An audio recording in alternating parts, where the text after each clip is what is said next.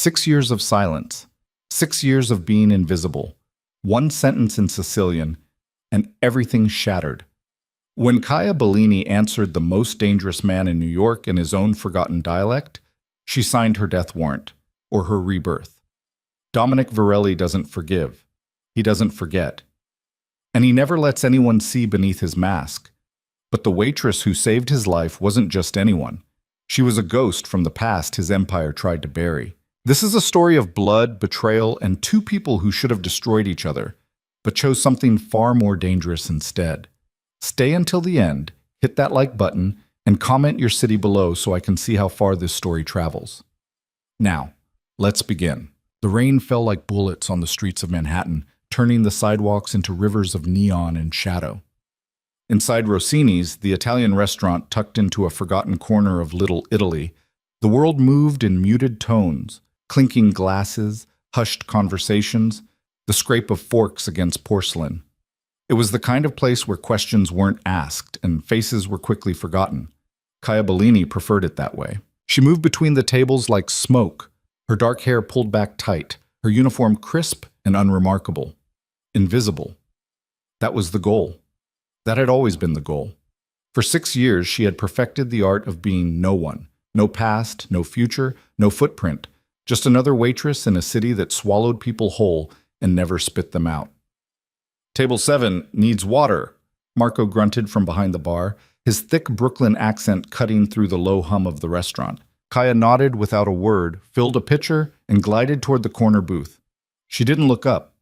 She never looked up. Eye contact invited questions. Questions invited danger. But tonight, danger walked through the door anyway. The restaurant went quiet. Not silent, but muted, like someone had turned down the volume on the world. Kaya felt it before she saw it. The shift in the air, the way conversation stumbled, the subtle straightening of spines. She knew what it meant. Power. The kind that didn't need to announce itself. She kept her eyes down as she poured water into glasses, her hands steady, her breathing controlled. She'd learned long ago that survival meant being beneath notice, especially when predators entered the room. Signorina. The voice was cold, smooth, and sharp as a blade. It cut through the quiet like a command, not a request. Kaya's hand paused for half a second, imperceptible to anyone else, a lifetime to her. She finished pouring, set down the pitcher, and turned. Dominic Varelli sat in the center booth, his presence filling the space like gravity. He was younger than the legend suggested, mid-30s maybe, but his eyes were ancient, black as midnight, sharp as broken glass, and completely devoid of warmth. His suit was tailored to perfection, charcoal gray with a crimson pocket square that looked like a drop of blood against his chest. Two men flanked him, silent and massive, their faces carved from stone. "Wine," Dominic said in Italian, his tone suggesting it wasn't a request. "The Barolo, 2010. Kaya nodded once, her face blank, and turned toward the bar. "Lenta, questa, come un fantasma che cammina tra I vivi." The words stopped her cold. He'd spoken in Sicilian, not the polished Italian of Rome or Florence, but the dialect of the old country, the one spoken in mountain villages and forgotten corners of the island. The language of her childhood, the language of her family. Slow, this one. Like a ghost walking among the living. He didn't think she understood. Why would he? To him, she was just another waitress, another invisible face in a city full of them. He was testing his men, making a joke at her expense in a language he assumed was safe. Kaya's pulse quickened. She had two choices: keep walking and remain invisible, or respond and shatter the mask she'd worn for 6 years. She made her choice. Kaya turned slowly, meeting Dominic's eyes for the first time. His gaze was a weapon, designed to strip people bare, to find weakness and exploit it. She didn't flinch. "I fantasmi si muovono lentamente perché sanno che nessuno li vede arrivare," she said quietly, her Sicilian flawless, her tone calm as still water. Ghosts move slowly because they know no one sees them coming. The restaurant didn't just go quiet this time. It stopped. The clink of glasses ceased. Conversations died mid-sentence. Even the kitchen seemed to hold its breath. Dominic's expression didn't change, but something flickered in his eyes. Surprise, calculation. and something darker, dangerous. His men tensed, hands moving subtly toward concealed weapons. Sicilian, Dominic said softly, switching back to Italian, his voice like silk over steel. Not just Italian, Sicilian, the old dialect. Where did a waitress in New York learn that? Kaya's heart hammered against her ribs, but her face remained calm. My grandmother, she lied smoothly. She was from Corleone. She raised me. It wasn't entirely false. Her grandmother had been from Corleone, but she'd been so much more than that. Dominic studied her for a long moment, his gaze peeling back layers, searching for the truth beneath the lie. Your grandmother taught you well, he said finally. What's your name? Kaya. Kaya. He tested the word like wine on his tongue. You have an unusual skill set for a waitress, Kaya. I have an unusual grandmother. The corner of his mouth twitched, not quite a smile, but close. The Barolo, he said, dismissing her with a flick of his hand. Kaya turned and walked toward the bar, her legs steady despite the adrenaline screaming through her veins.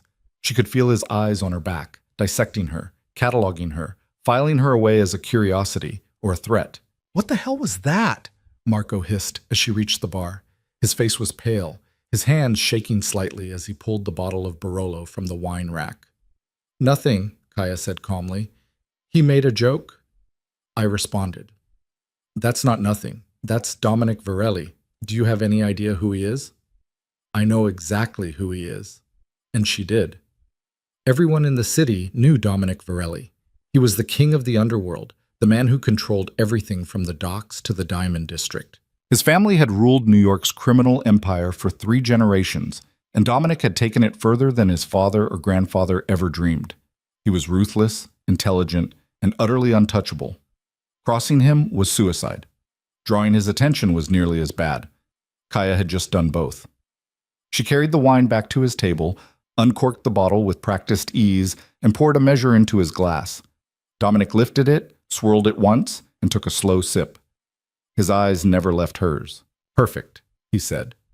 Then in Sicilian again, but ghosts have a way of becoming problems when they're seen. Kaya met his gaze evenly. Only if they want to be seen, she replied. Dominic's eyes narrowed slightly, and for the first time she saw genuine interest flicker across his face. Go, he said quietly, before you become more interesting than you already are. Kaya turned and walked away, her pulse roaring in her ears. She made it 3 steps before the world exploded. The window shattered inward in a spray of glass and rain. Gunfire erupted, sharp, deafening cracks that tore through the restaurant like thunder. Screams filled the air as patrons dove beneath tables. Kaya's instincts took over before her mind could catch up. She spun, saw the masked gunmen pouring through the broken windows, their weapons trained on Dominic's booth. His bodyguards were already moving, drawing their weapons, but they were too slow. One of the attackers had a clear shot at Dominic, who was rising from his seat, his hand reaching inside his jacket. Kaya didn't think. She moved. She launched herself across the space, slamming into Dominic's side just as the gunman fired. The bullet tore through the air where Dominic's head had been a second before, embedding itself in the leather booth with a muffled thunk. Kaya and Dominic hit the floor together, her body covering his as chaos erupted around them. Stay down, she hissed in his ear. Dominic's bodyguards opened fire, their shots precise and deadly. 2 of the attackers went down immediately, blood spraying across the white tablecloths. More gunmen poured in, and the restaurant became a war zone. Tables splintered under gunfire. The mirror behind the bar shattered. Somewhere, someone was screaming. Kaya's mind worked at lightning speed. She counted 6 attackers, maybe 7. Automatic weapons, organized. This wasn't a robbery. It was a hit, and they weren't here for her. Dominic shifted beneath her, and she felt the cold steel of a pistol press against her ribs. Move, he said, his voice deadly calm despite the chaos. Kaya rolled off him, and Dominic came up firing. His first shot took down an attacker who'd been advancing on their position. His second shot shattered a chandelier, sending it crashing down onto 2 more gunmen.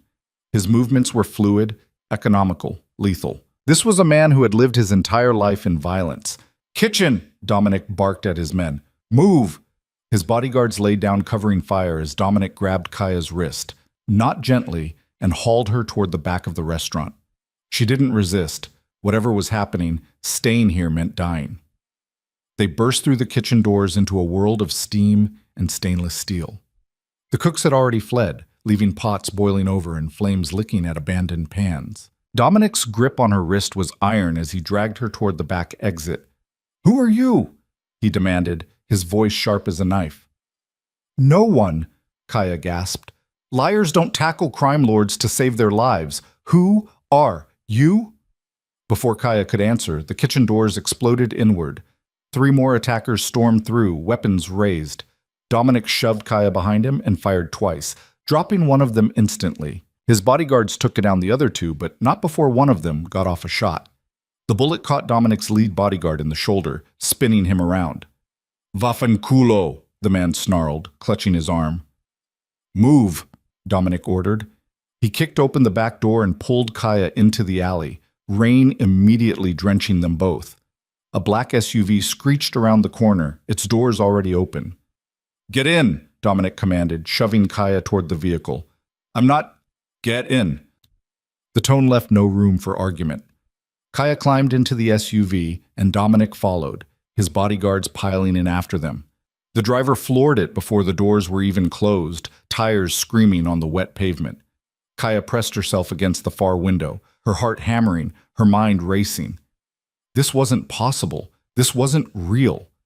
6 years. 6 years of being no one, and in one night everything had fallen apart.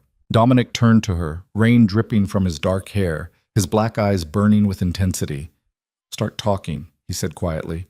"And don't lie to me again. Who taught you Sicilian? Who taught you to move like that? And why the hell did you just save my life?" Kaya's throat was dry. She could feel the weight of his gaze, the intelligence behind it, the danger. He wasn't going to let this go. He couldn't let this go. She had revealed too much, acted too quickly, and now she was trapped in a car with the most dangerous man in New York, being driven to God knew where. "My grandmother," she said again, but this time her voice wavered.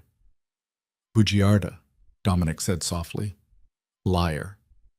Your accent isn't from Corleone. It's from the east coast of Sicily, Messina, maybe. And the way you moved, that wasn't instinct. That was training. Military, private security." His eyes narrowed. "Or something else?" Kaya said nothing. There was nothing safe to say. Dominic leaned back, his gaze never leaving her face. "You just saved my life," he said. "That means you're either incredibly brave, incredibly stupid, or you have a reason to keep me alive. Which is it?" "I don't know," Kaya said, and for the first time in 6 years she told the complete truth. "I don't know why I did it." Dominic studied her for a long moment, then turned to the driver. "Take us to the estate, and call Angelo. Tell him we have a situation." "What kind of situation, boss?" the driver asked. Dominic's eyes were still locked on Kaya. "The kind that changes everything." The estate was a fortress disguised as a mansion. 20 acres of manicured grounds surrounded by 15-foot walls, cameras on every corner, and security teams that could rival a small army. Kaya had heard of it, of course. Everyone had. The Varelli compound was legendary, a symbol of power and untouchability. Being dragged through its gates as a prisoner, or whatever she was, felt surreal. The SUV pulled up to the main house, a sprawling structure of stone and glass that managed to look both elegant and impenetrable. Dominic's bodyguards flanked her as she climbed out, their hands resting on concealed weapons. They weren't taking chances. Neither was she. Kaya scanned her surroundings as they walked. Guard positions, camera angles, exit routes. Old habits. Dangerous habits. But she couldn't stop herself. Survival was in her blood. They entered through a side door into a marble-floored hallway lined with oil paintings and antique sculptures. It looked like a museum, not a home. Dominic led her through a series of hallways into a study lined with bookshelves and dominated by a massive mahogany desk. "Sit," Dominic ordered, gesturing to a leather chair. Kaya sat, her hands folded in her lap, her posture calm despite the storm inside her. Dominic poured himself a glass of whiskey from a crystal decanter, then turned to face her. "You have one chance to tell me the truth," he said. 1. After that, I start asking questions in ways you won't enjoy. So let's try again. Who are you? Kaya met his gaze. Kaya Bellini. I'm a waitress. I've lived in New York for 6 years. Before that, I was no one. Where were you born? Sicily? Where in Sicily? Taormina. Dominic's eyes flickered. Taormina. Beautiful city. Lots of tourists. Lots of money. He took a sip of whiskey. Lots of families. Kaya's jaw tightened. He knew. Of course he knew. Taormina wasn't just a tourist destination. It was a stronghold, a place where the old families still held power. My family had nothing to do with that world, Kaya said carefully. And yet here you are, speaking a dialect most people your age have never heard, moving like a trained soldier and throwing yourself in front of bullets meant for me. Dominic set down his glass. Try again. Kaya's mind raced. She could lie, but he'd see through it. She could stay silent, but he'd break her. Or she could give him just enough truth to satisfy him without revealing everything. My family was part of that world, she said quietly, a long time ago. But they're gone now, all of them. I left Sicily 6 years ago, came to New York, and I've been invisible ever since. That's the truth. Who were they? It doesn't matter, they're dead. It matters to me. Why? Dominic leaned against his desk, his arms crossed. Because 6 different families want me dead, and I need to know if you're working for one of them. I'm not. Prove it. How? Tell me who your family was. Kaya's hands clenched in her lap. Saying the name would change everything. It would tear open wounds she'd spent 6 years trying to close. But staying silent might get her killed. Santoro, she said finally, the word tasting like ash in her mouth. The temperature in this room seemed to drop 10 degrees. Dominic's expression didn't change, but something shifted in his eyes. Recognition, calculation, and something that might have been surprise. Santoro, he repeated softly. The Sicilian family that controlled the eastern ports. Yes. The family my father wiped out 15 years ago. Kaya's throat tightened, but she forced herself to nod. Yes. Dominic was silent for a long moment, his gaze boring into her. How old were you? 12. And you survived. I hid. When the shooting stopped, I ran. I stayed hidden for 6 years in Sicily, then I came here. I wanted to disappear. I did disappear. Until tonight. Until tonight. Dominic pushed off the desk and began to pace, his movements controlled and deliberate. So the daughter of the Santoro family, a family my father destroyed, just happened to be working in the restaurant I chose to visit tonight. And when assassins came for me, you just happened to save my life. Yes. You expect me to believe that's coincidence?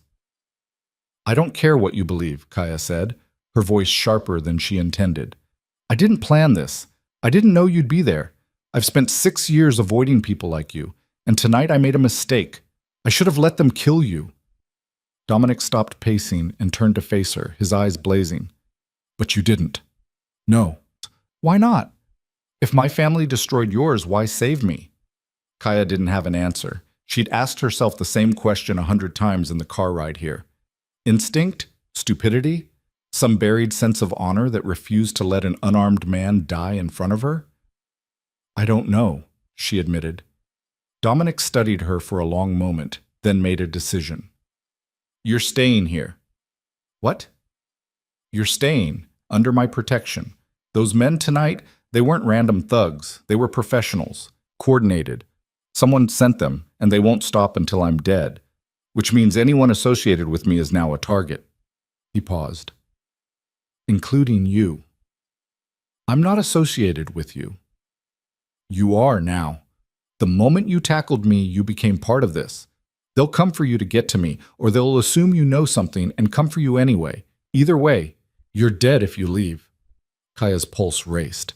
I can take care of myself. Against 6 trained assassins? Against the kind of people who plan hits like the one tonight? Dominic shook his head. You're good. I saw that, but you're not that good. No one is. I don't want your protection. I don't care. Dominic's tone was final. You saved my life. That means you're my responsibility now. You'll stay here, you'll be safe, and when this is over, we'll talk about what happens next. And if I refuse? Dominic's smile was cold. Then you can walk out that door right now, but you won't make it 3 blocks before they find you. Your choice. Kaya wanted to argue, wanted to fight, but she knew he was right. The moment she'd revealed herself, the moment she'd acted, her invisibility had shattered. There was no going back. Fine, she said quietly. I'll stay. Good. Dominic walked to the door and opened it. Angelo! A man appeared almost instantly, mid-50s, salt and pepper hair, sharp suit, and eyes that missed nothing. Yes, boss? This is Kaya. She's a guest. Set her up in the East Wing. Guards on the hallway, cameras on the entrances. No one gets in or out without my approval. Angelo's gaze flicked to Kaya, assessing her in a single glance. Understood. And Angelo? She's not a prisoner. Treat her like a guest. Of course, boss. Kaya stood, her legs steadier than she'd expected. As she moved toward the door, Dominic's voice stopped her. Kaya. She turned. Thank you, he said quietly. For tonight, whatever your reasons, you saved my life. I don't forget debts like that. Kaya nodded once and followed Angelo out of the study. As she walked through the hallways of the fortress that was now her cage, one thought echoed in her mind. What have I done? The room Angelo led her to was larger than her entire apartment. A suite with vaulted ceilings, floor-to-ceiling windows overlooking the grounds, and furniture that probably cost more than she'd earned in 6 years. It was beautiful. It was luxurious. It was a prison. Angelo gestured to a wardrobe. Clothes have been provided. Anything you need, there's a phone on the nightstand. Dial 0 for the kitchen, 1 for security, 2 for Mr. Varelli directly. Thank you, Kaya said. Angelo studied her for a moment. You saved his life tonight, he said. That takes guts, or stupidity. I haven't decided which yet. Neither have I. Angelo's mouth twitched in what might have been a smile. Get some rest. Tomorrow's going to be, interesting. He left, closing the door behind him. Kaya heard the faint click of a lock engaging, and despite Dominic's assurances, she knew the truth. She was a prisoner, no matter how gilded the cage. She walked to the window and looked out at the rain-soaked grounds, the walls, the guards patrolling in the darkness. Somewhere out there, people were hunting Dominic, and now, whether she liked it or not, they were hunting her too. Kaya pressed her forehead against the cool glass and closed her eyes. For 6 years, she had been no one, invisible, safe. Now, in a single night, she had become the most dangerous thing she could be, seen. Hours later, 3:47 a.m., Kaya couldn't sleep. She'd tried, laid in the massive bed, stared at the ceiling, counted her breaths. But her mind wouldn't stop racing. Every time she closed her eyes, she saw the restaurant, the gunman, Dominic's face when she said her family name, Santoro. She hadn't spoken that name aloud in 6 years, hadn't let herself think it, remember it, feel it. And now it was out in the open, hanging between her and the man whose family had destroyed hers. Kaya threw off the covers and paced the room. The clothes Angelo had provided fit perfectly. Black pants, a soft gray sweater, simple but expensive. Someone had taken her measurements. Someone had prepared for her. How long has he been watching me? The thought sent ice through her veins. Had tonight really been coincidence, or had Dominic known exactly where to find her? A soft knock on the door made her freeze. Miss Bellini? A woman's voice, accented, Eastern European maybe. Mr. Varelli requests your presence in his office. Kaya glanced at the clock. Nearly 4 in the morning. Now? Yes, miss. Kaya opened the door to find a young woman in a dark suit, her blonde hair pulled back in a severe bun, her expression neutral. Follow me, please. The walk through the mansion at night was different, quieter, darker, the shadows deeper. They passed guards at every hallway junction, men who watched her with professional detachment. The message was clear. She was protected, but she was also contained. The woman led her to a different office than before. Smaller, more personal. Bookshelves lined the walls, but these books were worn, read, loved. A desk sat by the window, papers scattered across it. And in a leather chair by the fireplace, Glass of whiskey in hand sat Dominic. He'd changed clothes, black pants, a white shirt with the sleeves rolled up, revealing forearms corded with muscle and marked with scars. He looked less like a crime lord and more like a man who couldn't sleep, haunted by the same ghosts that plagued her. "Sit," he said, gesturing to the chair across from him. Kaya sat, her guard up. Dominic took a sip of whiskey, his eyes reflecting the firelight. "I've been thinking about tonight," he said. "About you. About what you said. And? And I think you're telling the truth, mostly." "Mostly? You're holding something back, I can see it. But I don't think you're here to kill me, and I don't think you're working for my enemies. Which leaves me with a question." "What question?" Dominic leaned forward, his gaze intense. "What do you want, Kaya Santoro?" The name hit her like a slap. She hadn't been called that in so long it felt like someone else's identity. "I told you," she said carefully, "I want to disappear." "That's what you wanted, past tense. But you can't disappear now, not after tonight. So what do you want now?" Kaya was quiet for a long moment. What did she want? Revenge? She'd tried that once, in Sicily, and it had nearly gotten her killed. Justice? There was no justice in this world, not for people like her. Safety? That was impossible now. "I want to survive," she said finally. "Good." Dominic set down his glass. "Because I'm going to make you an offer. And before you refuse, I want you to think very carefully about your alternatives." "What offer?" "Stay. Not as a prisoner, not as a guest. As part of my organization." Kaya's eyes widened. "You're joking."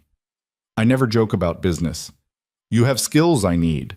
Language, instinct, the ability to think on your feet. And whether you realize it or not, you've already proven yourself. You saved my life when you had every reason to let me die. That doesn't mean I want to work for you. No. But it means I can trust you in ways I can't trust most people. And right now, trust is more valuable than gold." Dominic stood and walked to the window, his back to her. "Someone tried to kill me tonight. That means there's a traitor in my organization, someone feeding information to my enemies. I need people I can trust, people who have no connections to my world, no loyalties to betray." "You don't know me." "I know enough. You're smart, you're trained, and you have a reason to hate the Varelli family, but you saved me anyway. That tells me you're honorable, practical. Exactly what I need." Kaya stood, anger flashing through her. "My family is dead because of yours. You expect me to work for you? To help you?" Dominic turned to face her, his expression unreadable. "My father destroyed your family 15 years ago. I was 21 years old, fresh out of Harvard, trying to build something legitimate. I didn't want the family business. I wanted out. But my father died 6 months later, and I inherited an empire I never asked for." He paused. "I know what my father did. I know the blood on my family's hands, but I'm not my father." "That doesn't change what happened." "No, it doesn't, but it might change what happens next." Dominic stepped closer, his voice quieter but no less intense. "You want revenge? I can't give you that. Your family is gone and killing me won't bring them back. But I can give you something else: power, resources, the ability to make sure what happened to you never happens to anyone else." "Why would you do that?" "Because I'm building something different. My father ruled through fear. I'm going to rule through loyalty, through respect. And that starts with making things right where I can." Kaya wanted to laugh, to scream, to tell him he was insane. But something in his voice stopped her. He believed what he was saying. Whether it was true or just another manipulation, she couldn't tell. But he believed it. "I need time to think," she said. "You have until morning. After that, I need an answer." Kaya turned toward the door. "One more thing," Dominic said. She stopped. "Those men tonight, the ones who tried to kill me, they weren't sent by a rival family. The tactics were too precise, the timing too perfect. Someone inside my organization gave them the information they needed." His eyes were hard as diamonds. "Which means until I find out who, no one is safe. Not my men, not my allies, and especially not you.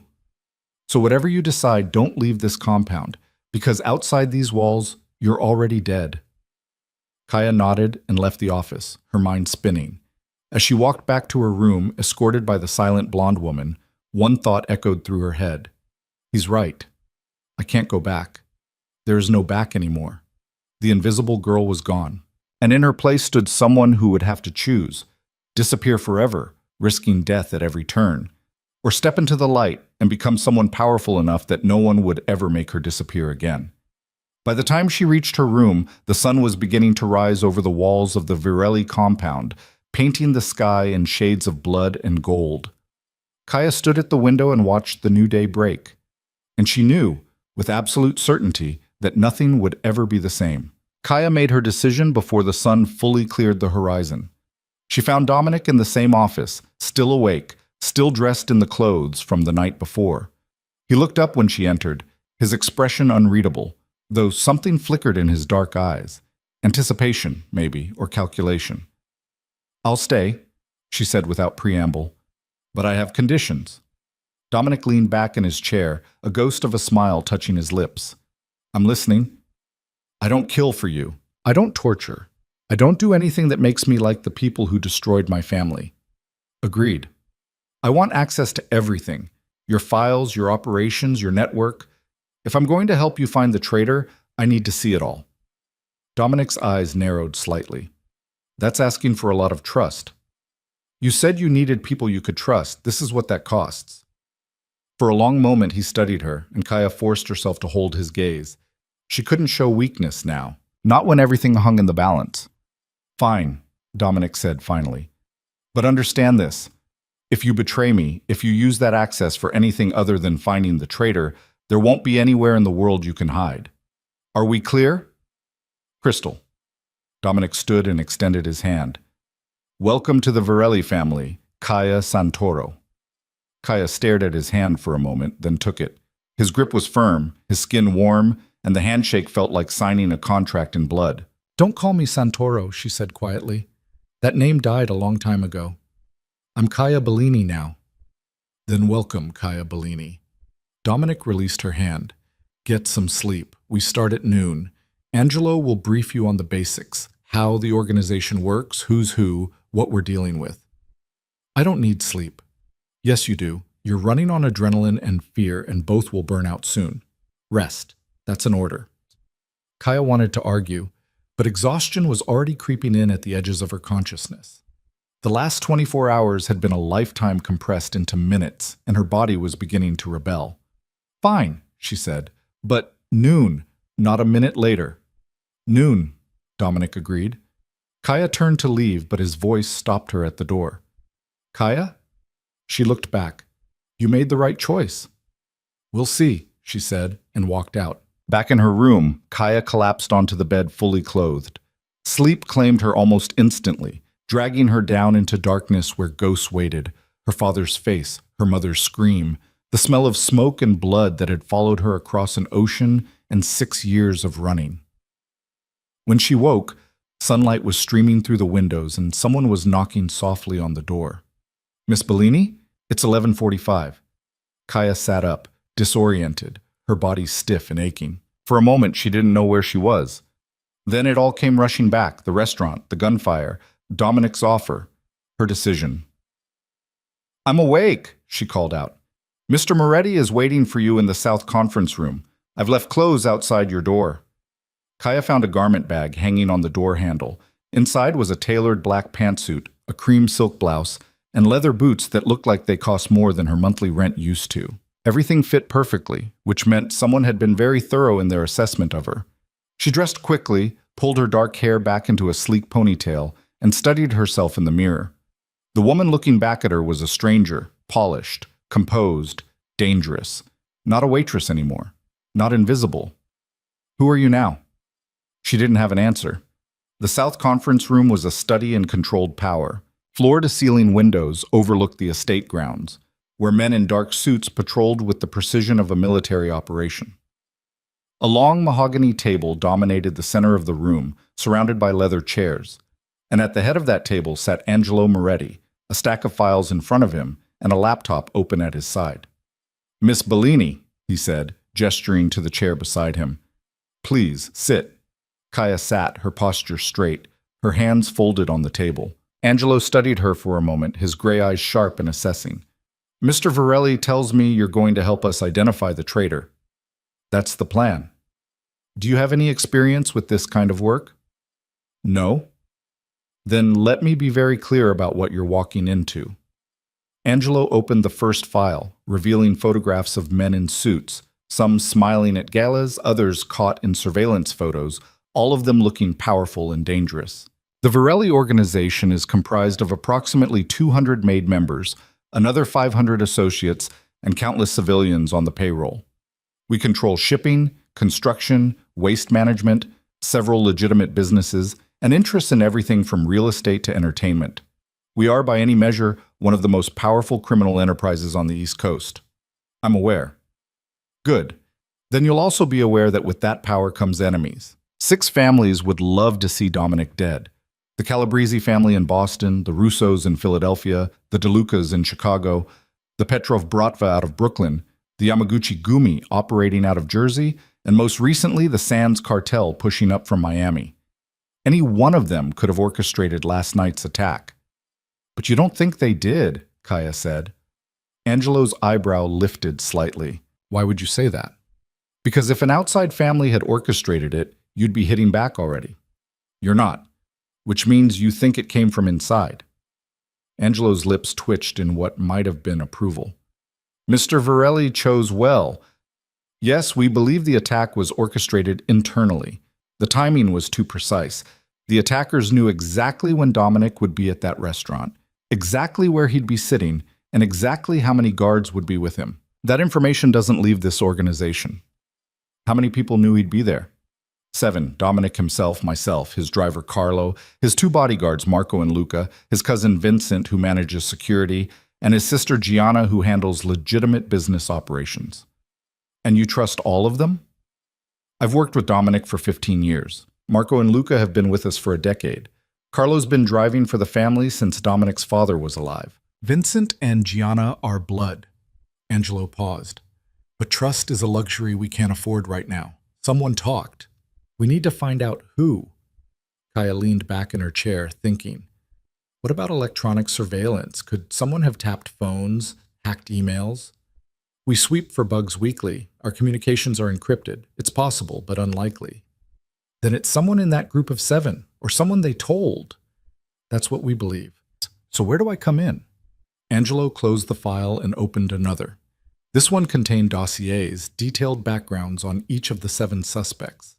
You come in as an outside observer, someone none of them know, someone who has no loyalty to any of them. You'll attend meetings, observe interactions, ask questions, and you'll report everything back to Dominic and me. You want me to spy on his inner circle. I want you to find the person who tried to kill him before they succeed. Angelo's voice was hard. Make no mistake, Miss Bellini. This isn't a game. Whoever is behind this won't stop with one attempt. They'll try again, and next time they might not fail. Every hour we don't identify the traitor is an hour Dominic is in danger. Kaya met his gaze. You care about him, as more than just a boss. Dominic saved my life 20 years ago when I was nothing but a street kid running numbers for his father. I would die for him.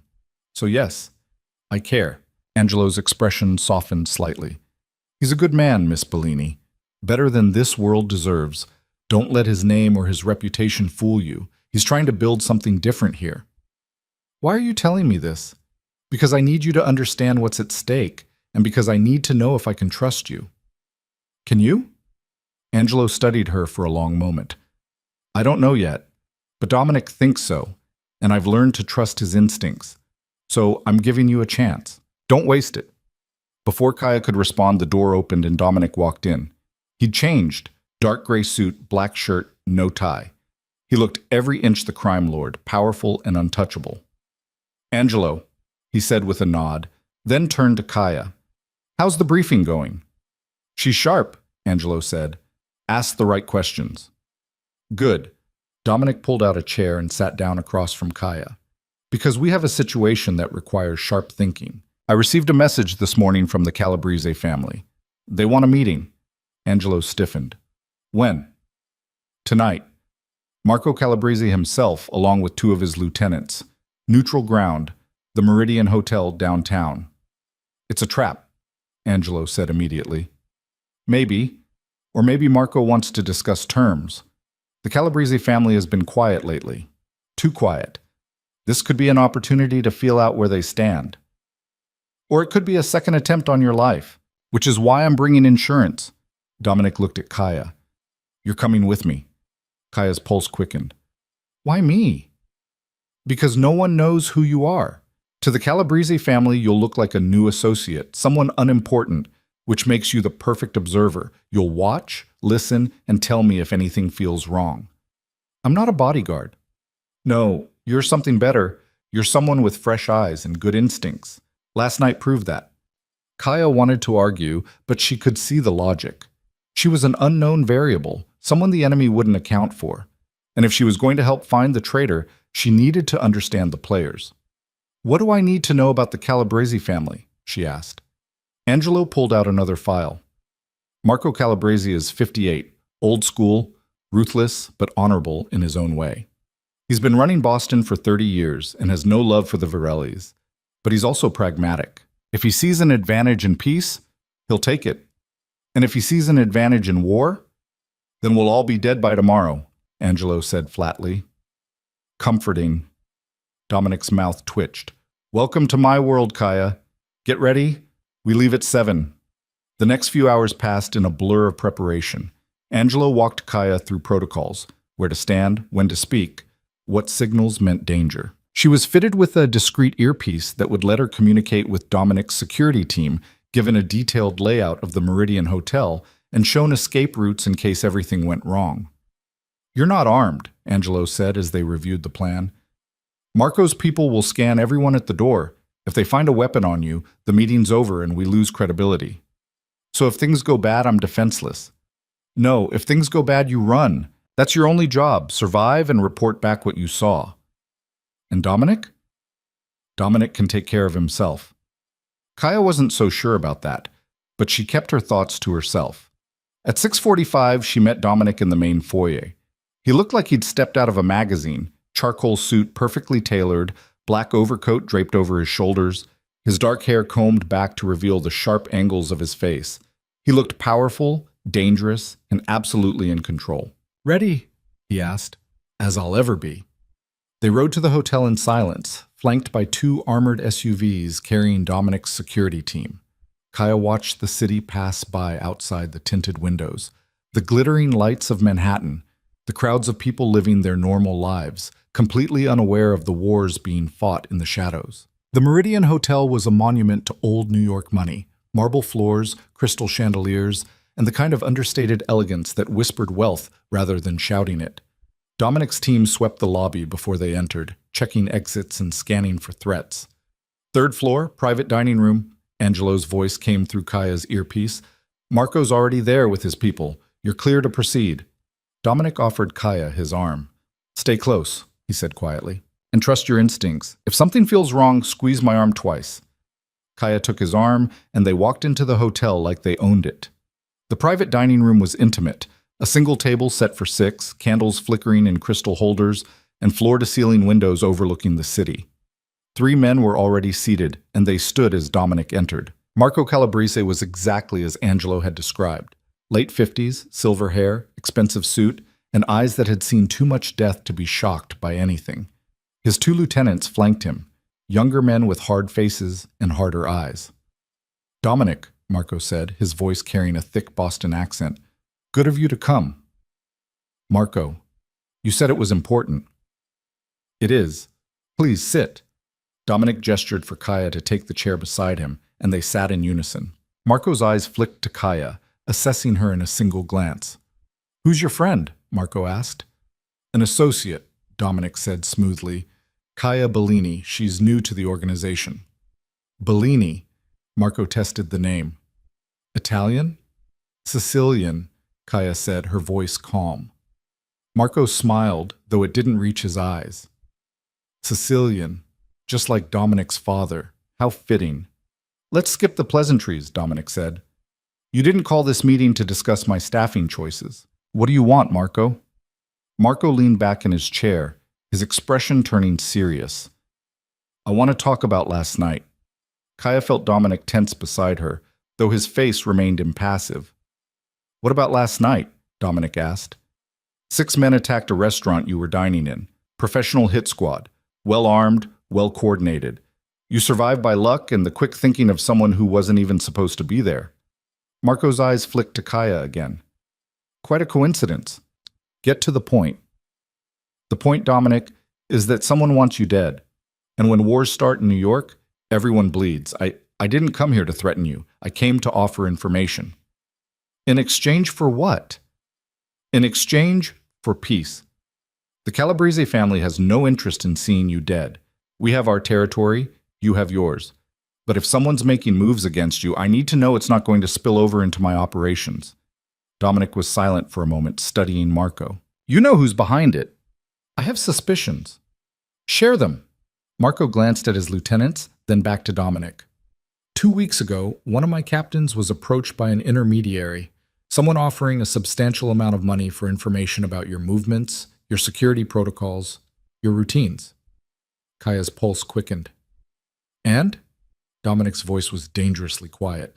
And my captain refused, then reported it to me. I made inquiries, tried to trace the intermediary back to their source, but they covered their tracks well.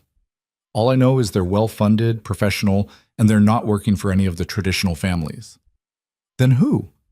That's what I'm trying to find out, because if it's not one of us, if it's someone new trying to move into New York, then we have a much bigger problem than one dead crime lord. Dominic leaned forward slightly. Why tell me this? Why not let them kill me and claim the territory? Marco's expression hardened. Because I'm old school, Dominic. I believe in rules, I believe in respect. Your father and I had our differences, but we understood each other. We maintained balance. If you die and chaos erupts, those rules die with you. I'm not interested in presiding over a war zone. How noble, Dominic said dryly. It's not nobility, it's survival. We're dinosaurs, you and I. The world is changing, and if we don't adapt, we'll go extinct. But I'd rather adapt with someone I can negotiate with than get torn apart by jackals who don't understand honor. Dominic was quiet for a long moment. Kaya could feel the tension in the room, thick enough to cut. Finally, Dominic nodded. I appreciate the information, Marco, and the sentiment. If you discover anything else, I'd be interested to hear it. Same to you. And Dominic? Marco stood, his lieutenants rising with him. Watch your back. Whoever's behind this, they're playing a long game. Last night was just the opening move. They shook hands, a gesture that felt more like a temporary ceasefire than an alliance, and Marco left with his men. Kaya and Dominic sat in silence for several minutes after the door closed. Well, Dominic said finally. He was telling the truth, Kaya said. About the approach to his captain, at least. He's worried. I know. So, if it's not the Calabrese family, and it's not any of the other traditional players, who's behind this? That, Dominic said, standing and offering her his hand, is what we need to find out. And quickly. They left the hotel the same way they'd entered, smoothly, professionally, giving nothing away. But Kaya could feel the weight of Marco's words pressing down on them. Someone new, someone dangerous, someone playing a long game. Back at the estate, Dominic called an emergency meeting. His inner circle gathered in the main conference room. Angelo, Vincent the security chief, Gianna, his sister, and 3 captains who ran different divisions of the organization. Kaya stood in the corner, observing. Marco Calabrese gave us intel, Dominic said without preamble. Someone's been making inquiries about my movements, professional, well-funded, and not affiliated with any known family. Could be lying, Vincent said. He was younger than Dominic, mid-30s, with the same dark eyes and sharp features. Family resemblance was unmistakable. Calabrese has wanted your territory for years. Marco's many things, but he's not a liar, Angelo said. If he says someone approached his people, I believe him. So what do we do? Gianna asked. She was elegant, mid-20s, with her brother's intelligence, but a softer edge. Double security? Go to ground? We find out who's behind this and we end it, Dominic said flatly. But first, we need to close the leak in our organization. Someone gave the attackers my location last night.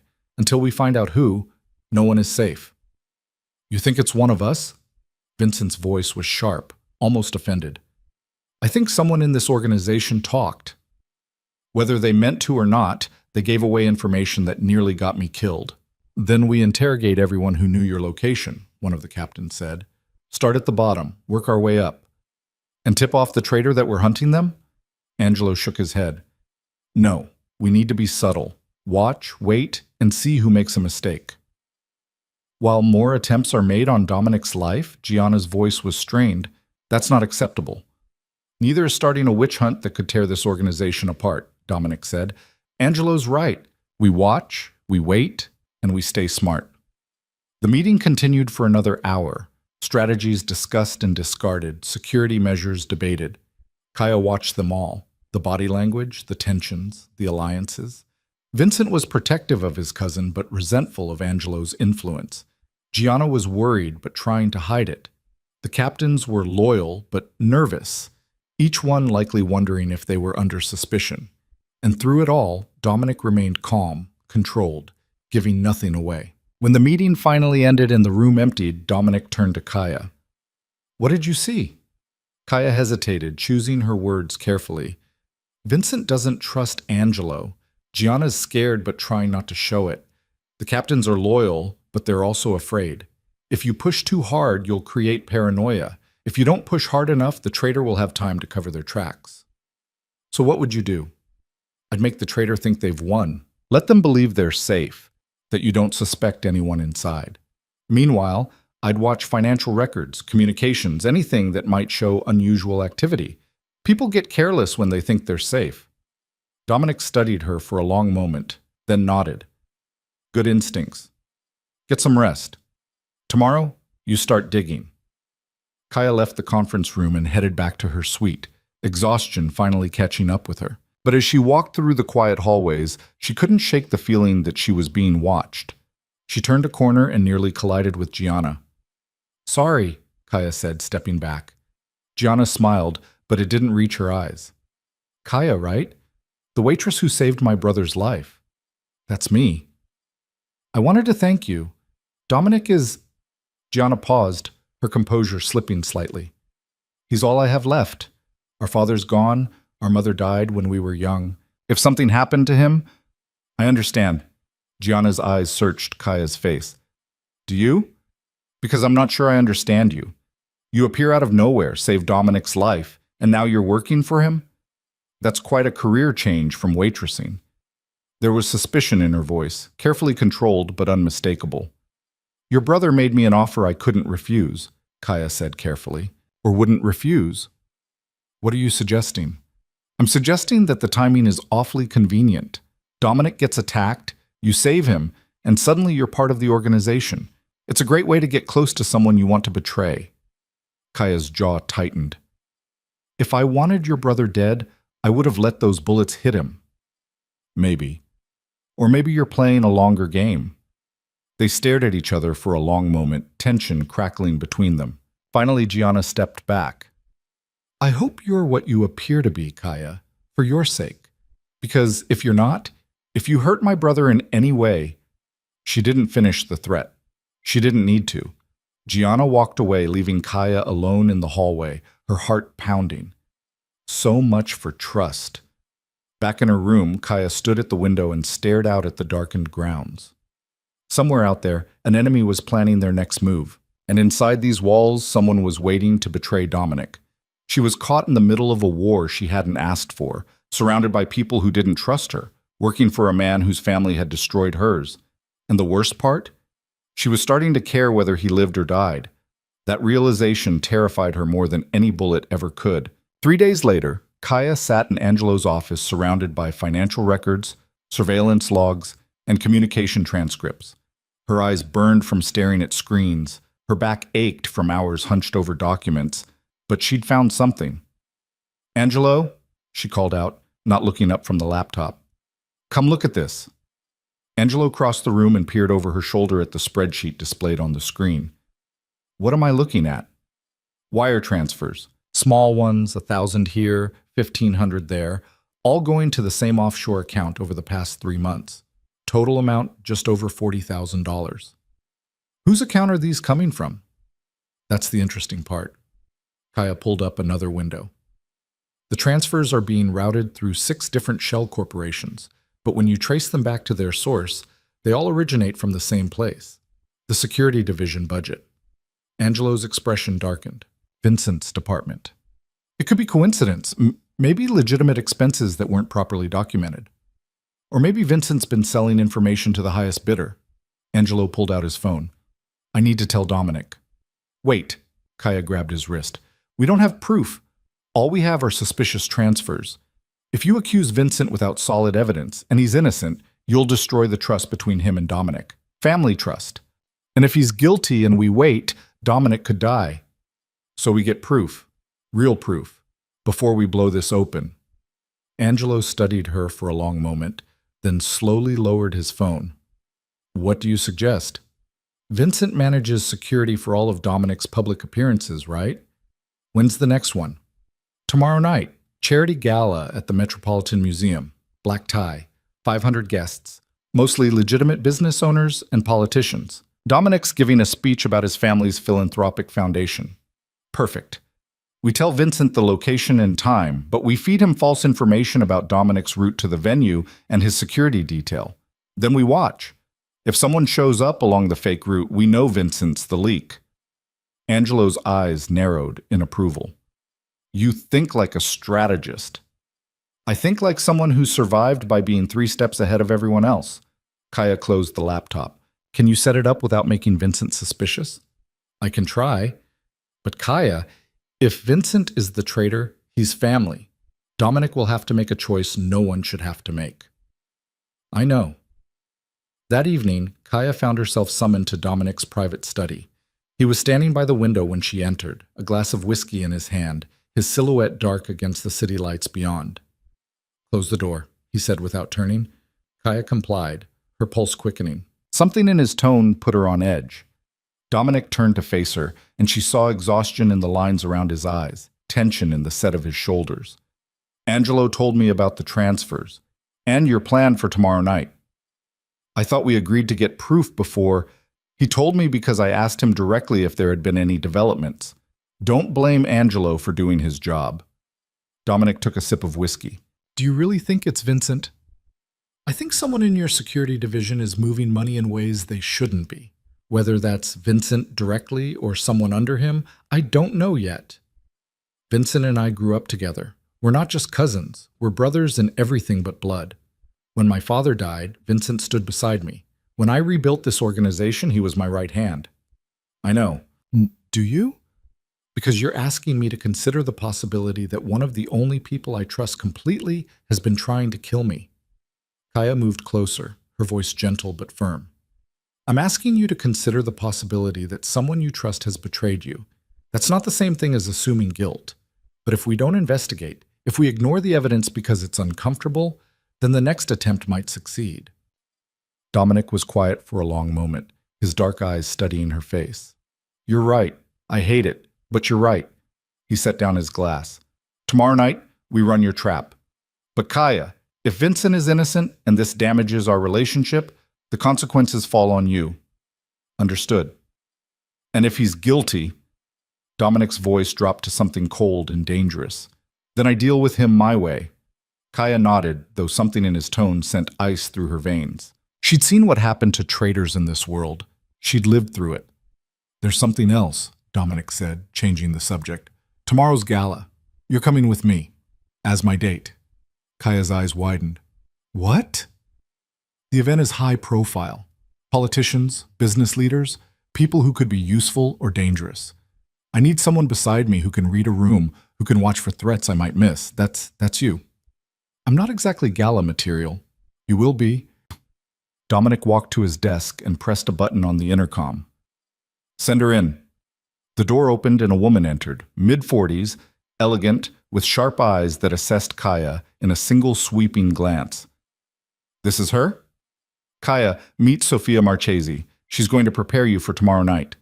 Sofia circled Kaya slowly, like a sculptor examining a block of marble. Good bone structure, decent posture, but that hair needs work and those clothes are unacceptable. How much time do I have? 24 hours, Dominic said. Barely adequate, but I'll manage. Sofia grabbed Kaya's hand. Come with me, dear. We have work to do. Before Kaya could protest, she was being pulled from the study and down a hallway to a suite she'd never seen before. The The room was filled with racks of clothing, shelves of shoes, and enough jewelry to stock a boutique. "Strip," Sophia commanded. "Excuse me?"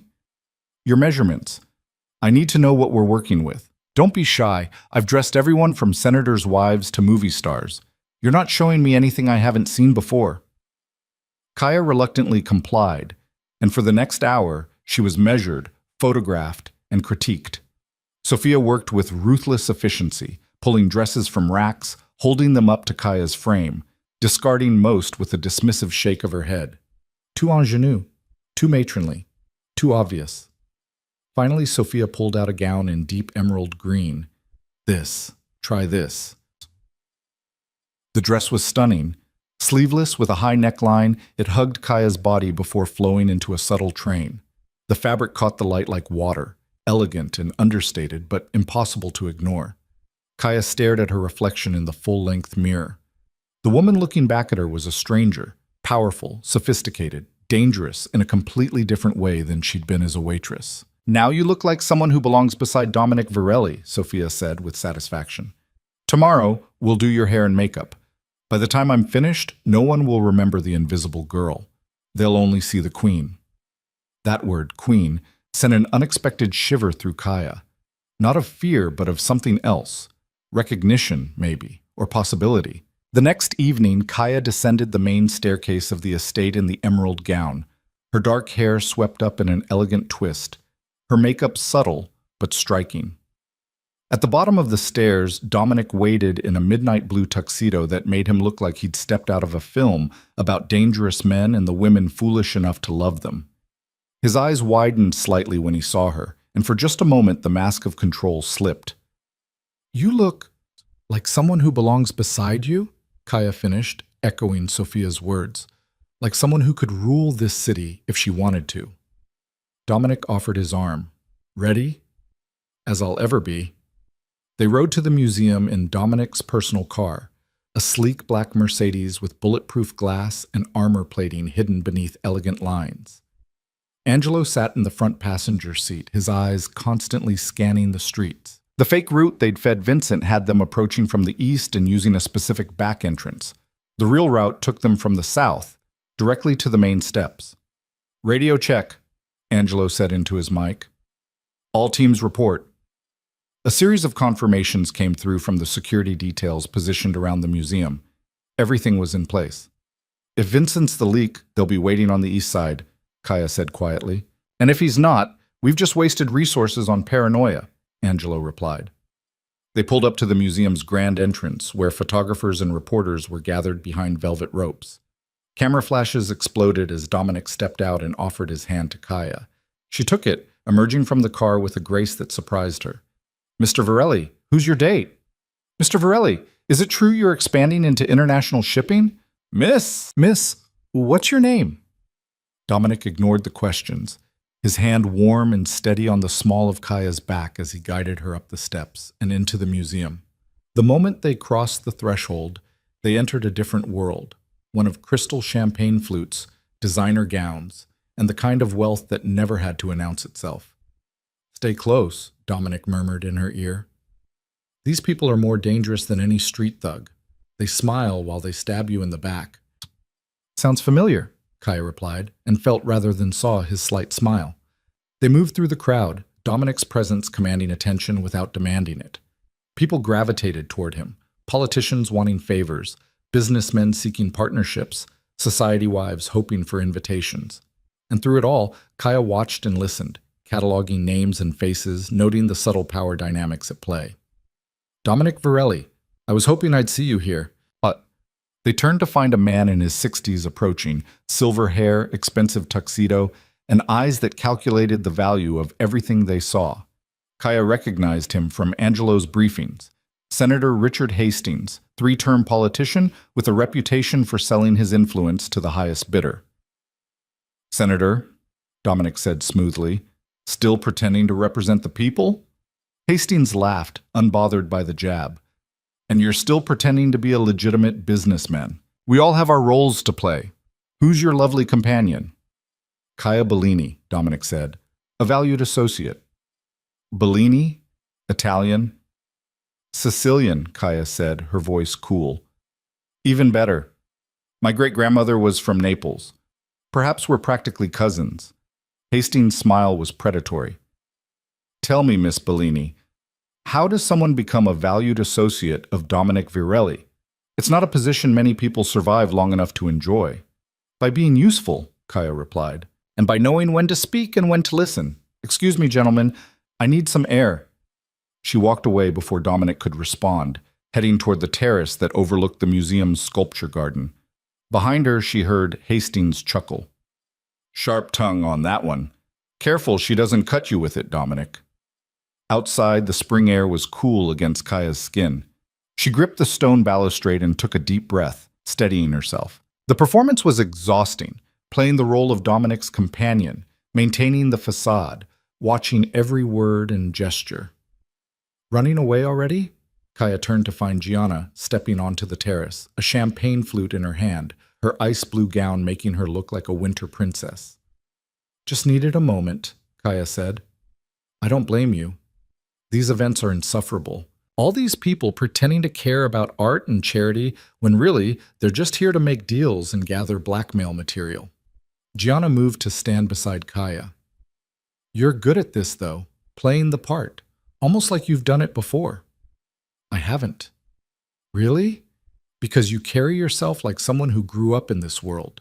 The posture, the way you speak, the way you handle men like Senator Hastings. Gianna's eyes were sharp. Where did a waitress learn those skills? Kaya met her gaze evenly. I had a good teacher. My grandmother believed in proper deportment even if we had nothing. Your grandmother, the one from Corleone who taught you Sicilian. That's right.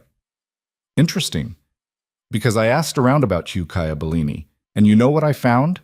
Nothing, no records before 6 years ago. No employment history, no education transcripts, no paper trail at all. It's like you didn't exist until you appeared in New York. Kaya's pulse quickened, but she kept her voice calm. Some of us prefer to live quietly. Or some of us are running from something. Gianna stepped closer, her voice dropping. I don't know what your game is, but I'm watching you. If you hurt my brother, if this is some elaborate setup, I will destroy you, slowly, painfully. Do we understand each other? Perfectly. They stared at each other for a long moment, two women circling like predators, each trying to determine if the other was threat or ally. Miss Virelli? A security guard appeared at the terrace door. Your brother is about to give his speech. Gianna's expression smoothed instantly, the society mask sliding back into place. Thank you.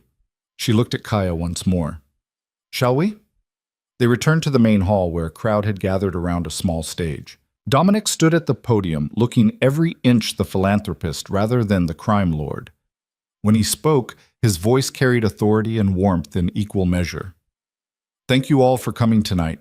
The Virelli Foundation was established by my father 25 years ago with a simple mission: to give back to the city that made our family's success possible. Tonight, I'm pleased to announce a new initiative, a $50 million investment in education programs for underprivileged youth in New York.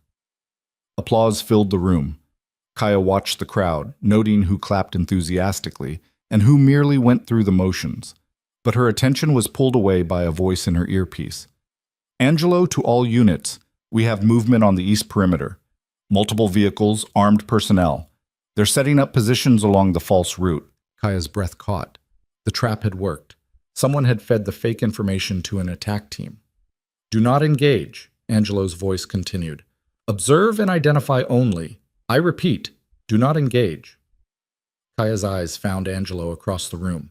He was speaking quietly into his phone, his expression grim. Then his gaze shifted to someone in the crowd, and Kaya followed it. Vincent was standing near the back of the room, his phone in his hand, his face pale and drawn. As Kaya watched, he typed something quickly, then pocketed the phone and slipped out of the hall. Without thinking, Kaya followed. She moved through the crowd smoothly, her gown swishing against marble floors as she pursued Vincent through the museum's galleries. He was walking quickly, but not running, not drawing attention. He turned down a corridor marked Private Staff Only and disappeared through a door.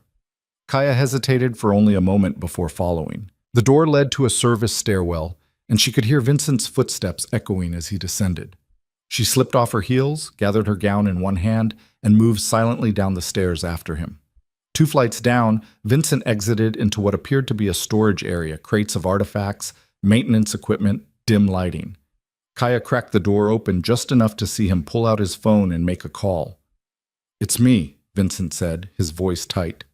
"We have a problem. They didn't use the east route. It was a setup. Someone knows." He listened, his face growing darker. "I don't care what you have to do. Get your people out of there and abort the mission. This whole thing is compromised." He ended the call and stood there for a moment, his shoulders slumped. Then he slammed his fist against a crate, the sound echoing through the space. "Damn it!"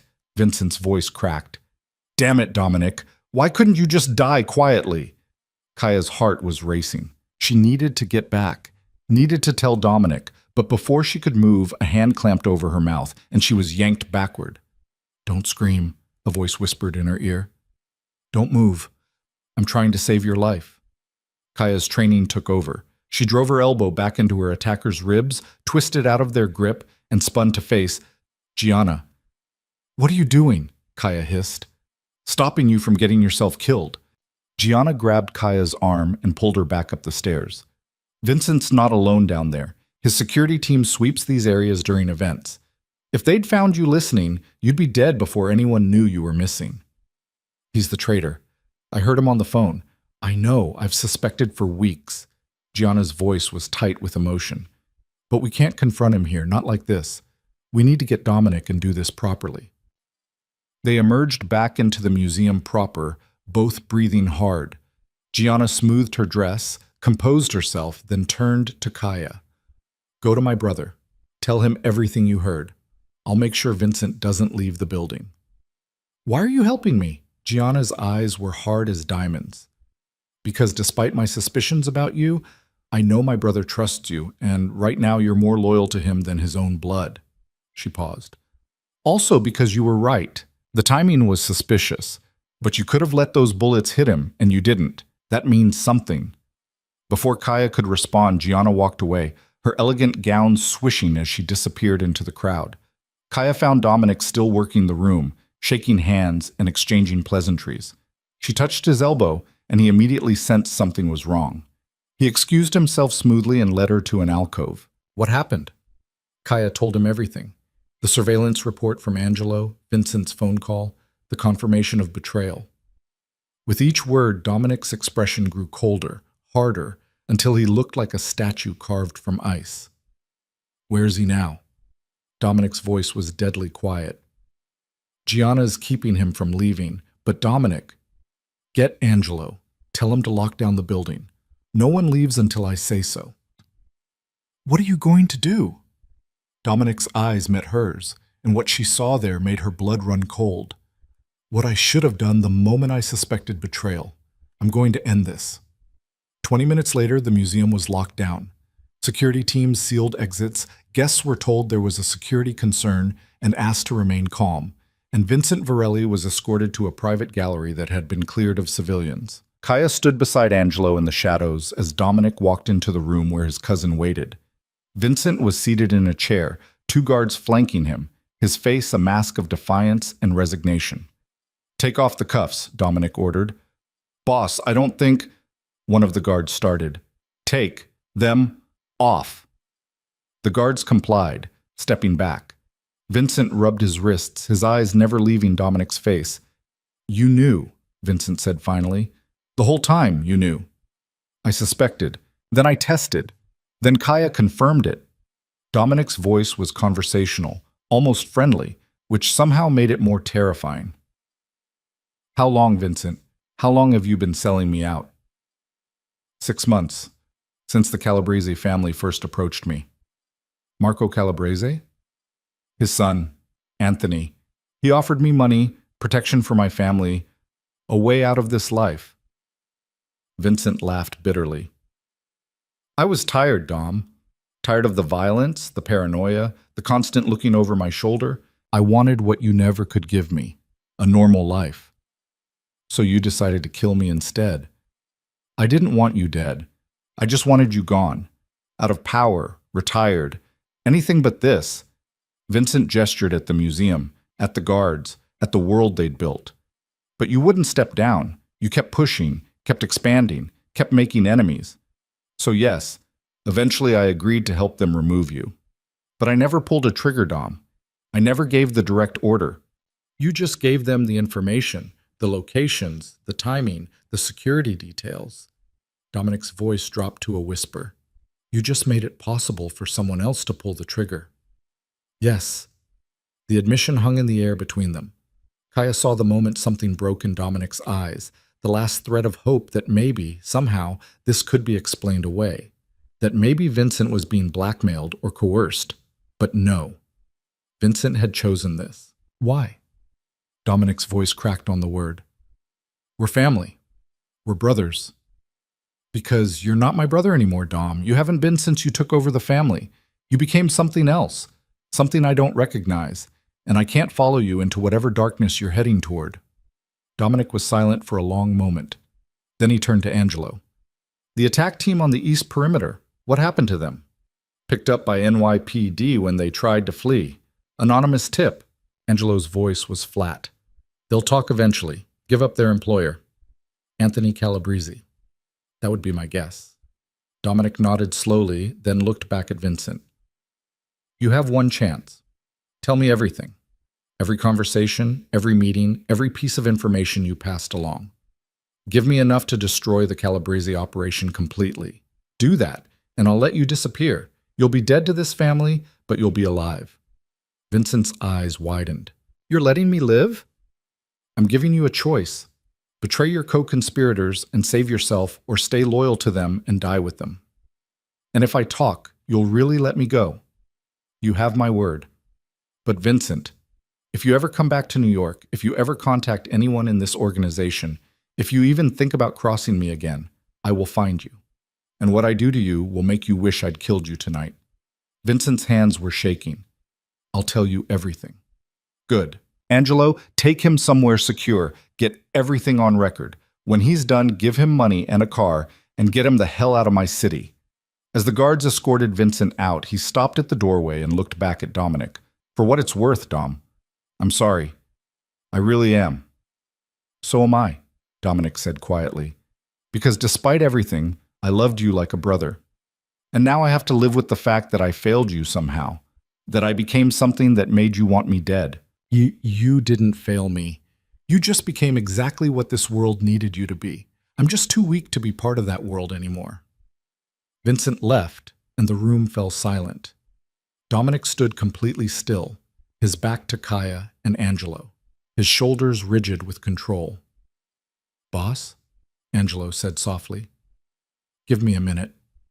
Angelo nodded to Kaya, and they slipped out of the gallery, leaving Dominic alone with his grief. Outside, the museum was slowly returning to normal.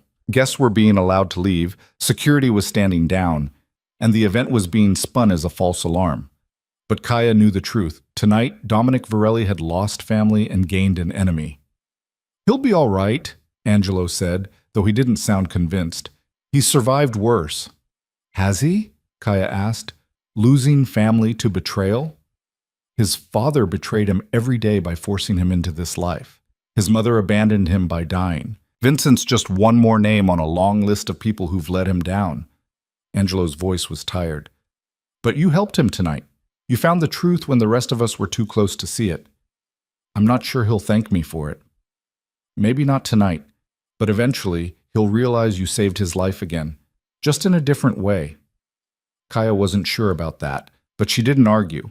Instead, she asked the question that had been nagging at her since Vincent's confession. What happens now? To the Calabrese family? Angelo's smile was cold. Now? Now we go to war. An hour later, after the museum had emptied and the night had grown quiet, Kaya found Dominic on the museum's rooftop. He'd shed his jacket and bow tie, his white shirt open at the collar, his dark hair disheveled from running his hands through it. He stood at the edge, looking out over the glittering city that was his kingdom. You should be inside, he said without turning.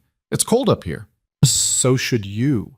Kaya moved to stand beside him, the emerald gown offering no protection against the wind. Angelo told me about the war. Did he tell you what it means?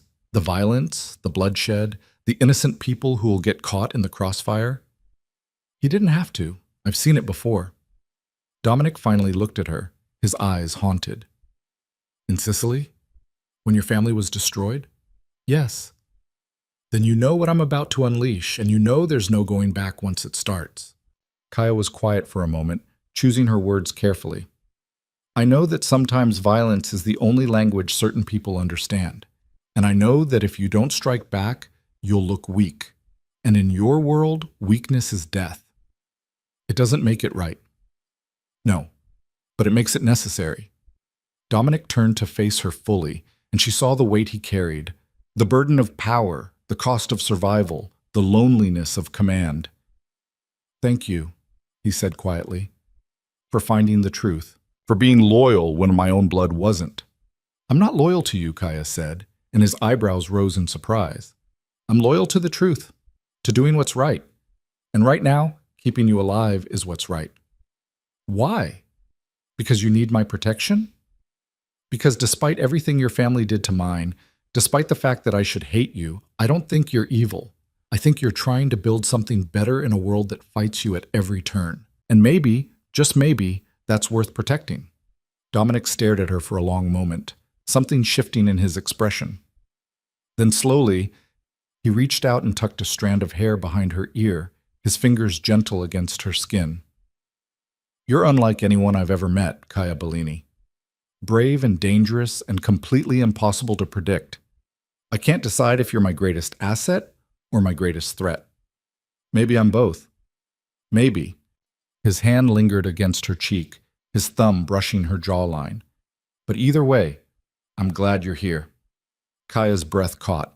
The moment stretched between them, electric and dangerous, full of possibilities neither of them could afford to explore. Then Dominic stepped back, breaking the spell. Come on, let's get you inside before you freeze.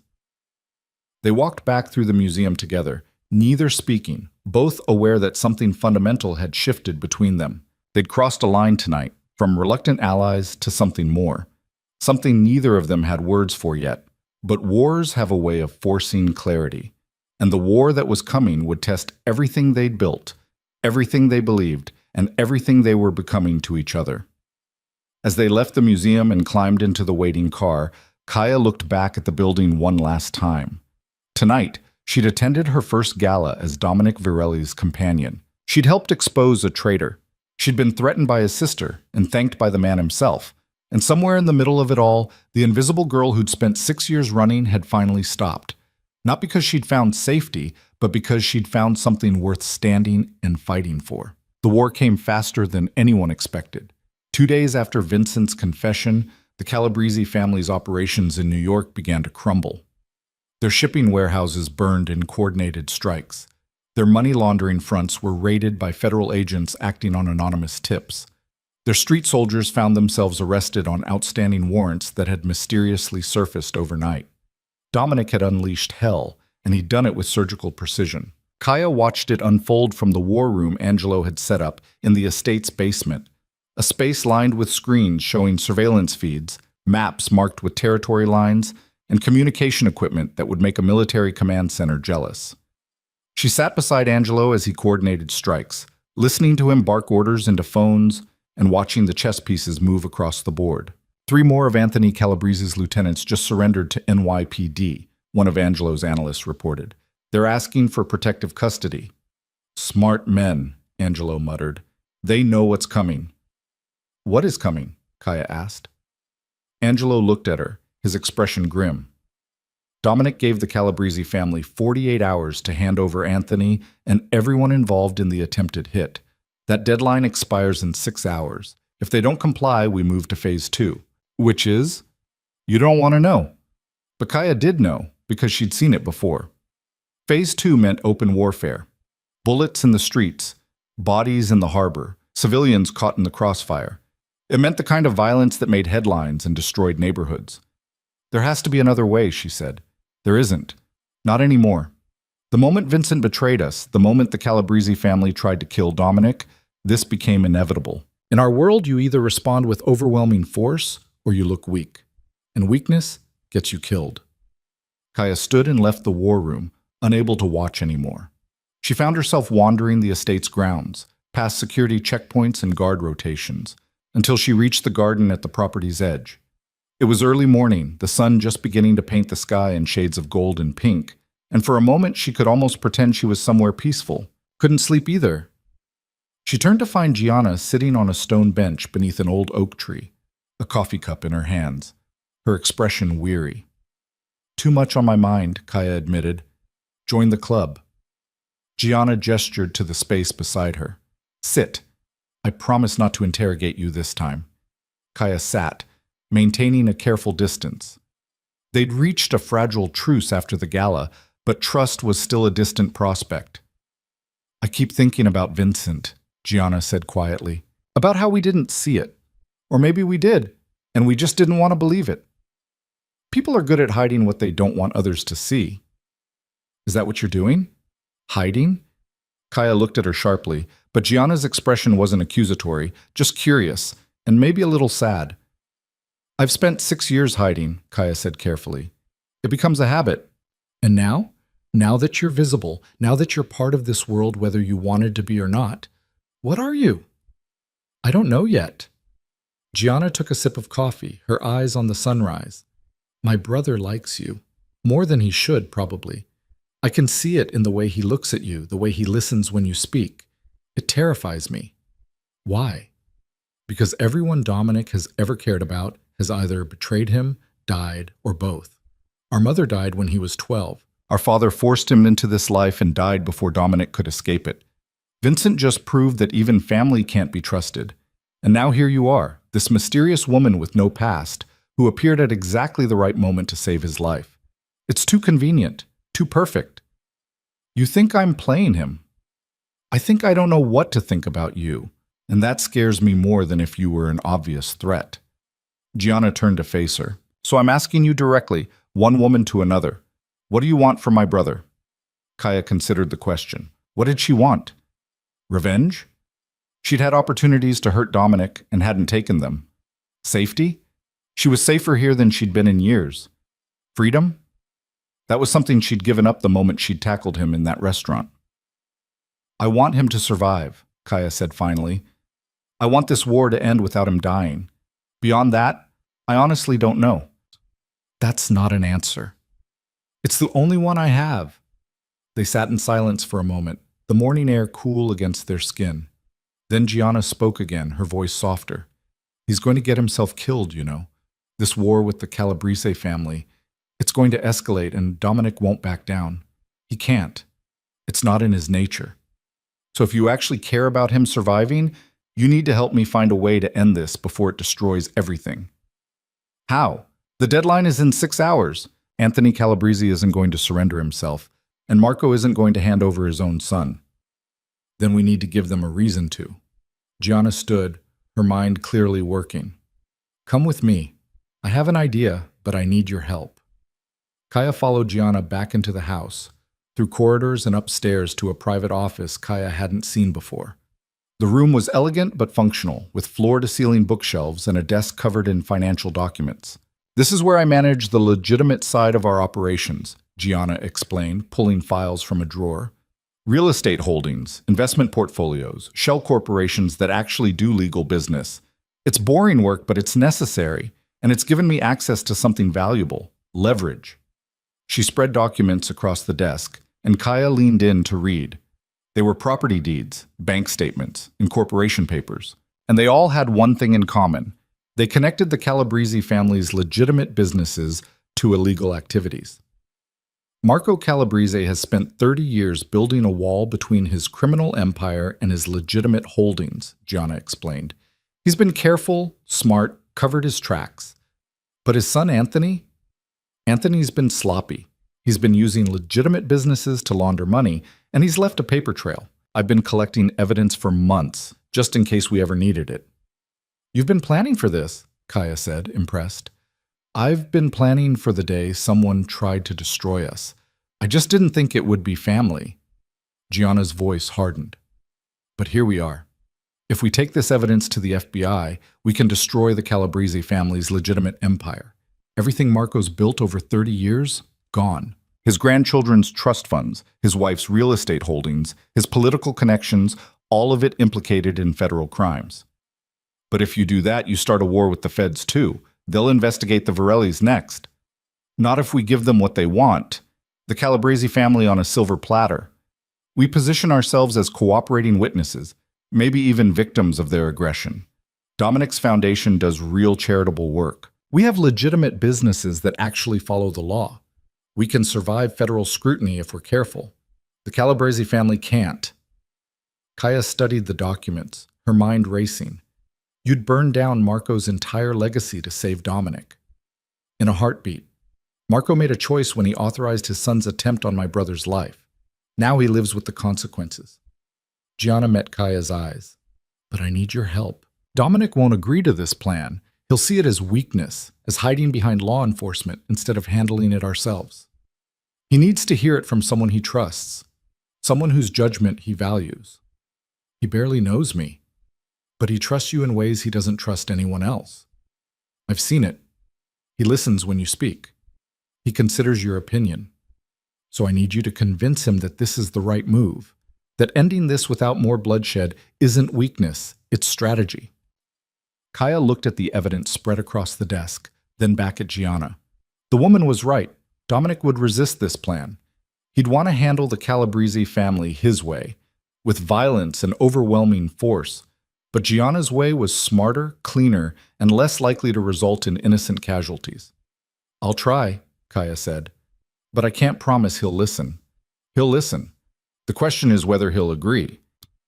They found Dominic in his study, surrounded by maps and reports, looking like a general preparing for battle. Angelo was with him, along with 3 of his top captains. They were discussing Phase 2, targets, timing, casualties. We hit their remaining warehouses simultaneously, one captain was saying. Burn everything, salt the earth, send a message that, Dominic, Kaya's voice cut through the planning. We need to talk, privately.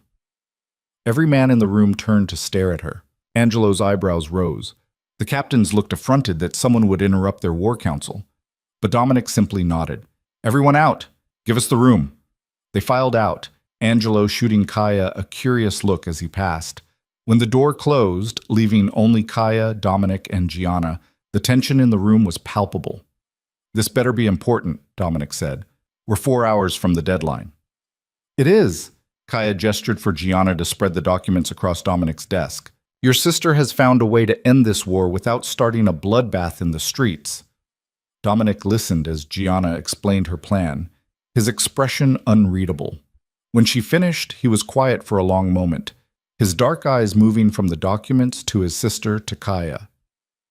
You want me to hide behind the FBI, he said finally, to let law enforcement fight my battles for me. I want you to be smart, Gianna countered. Marco Calabrese tried to have you killed. Fine. We could respond with violence, burn his operations to the ground, maybe kill him and his son in the process. But then what? His family retaliates. Our allies choose sides. Before long, every family in the Northeast is at war, and the body count includes civilians who had nothing to do with this. That's the cost of doing business in our world. It doesn't have to be, not anymore. You're always talking about building something different, something better than what our father left us. Well, this is how you do it. You use strategy instead of bullets. You destroy your enemies without firing a shot. You prove that you're smarter than the old guard, not just more brutal. Dominic's jaw tightened.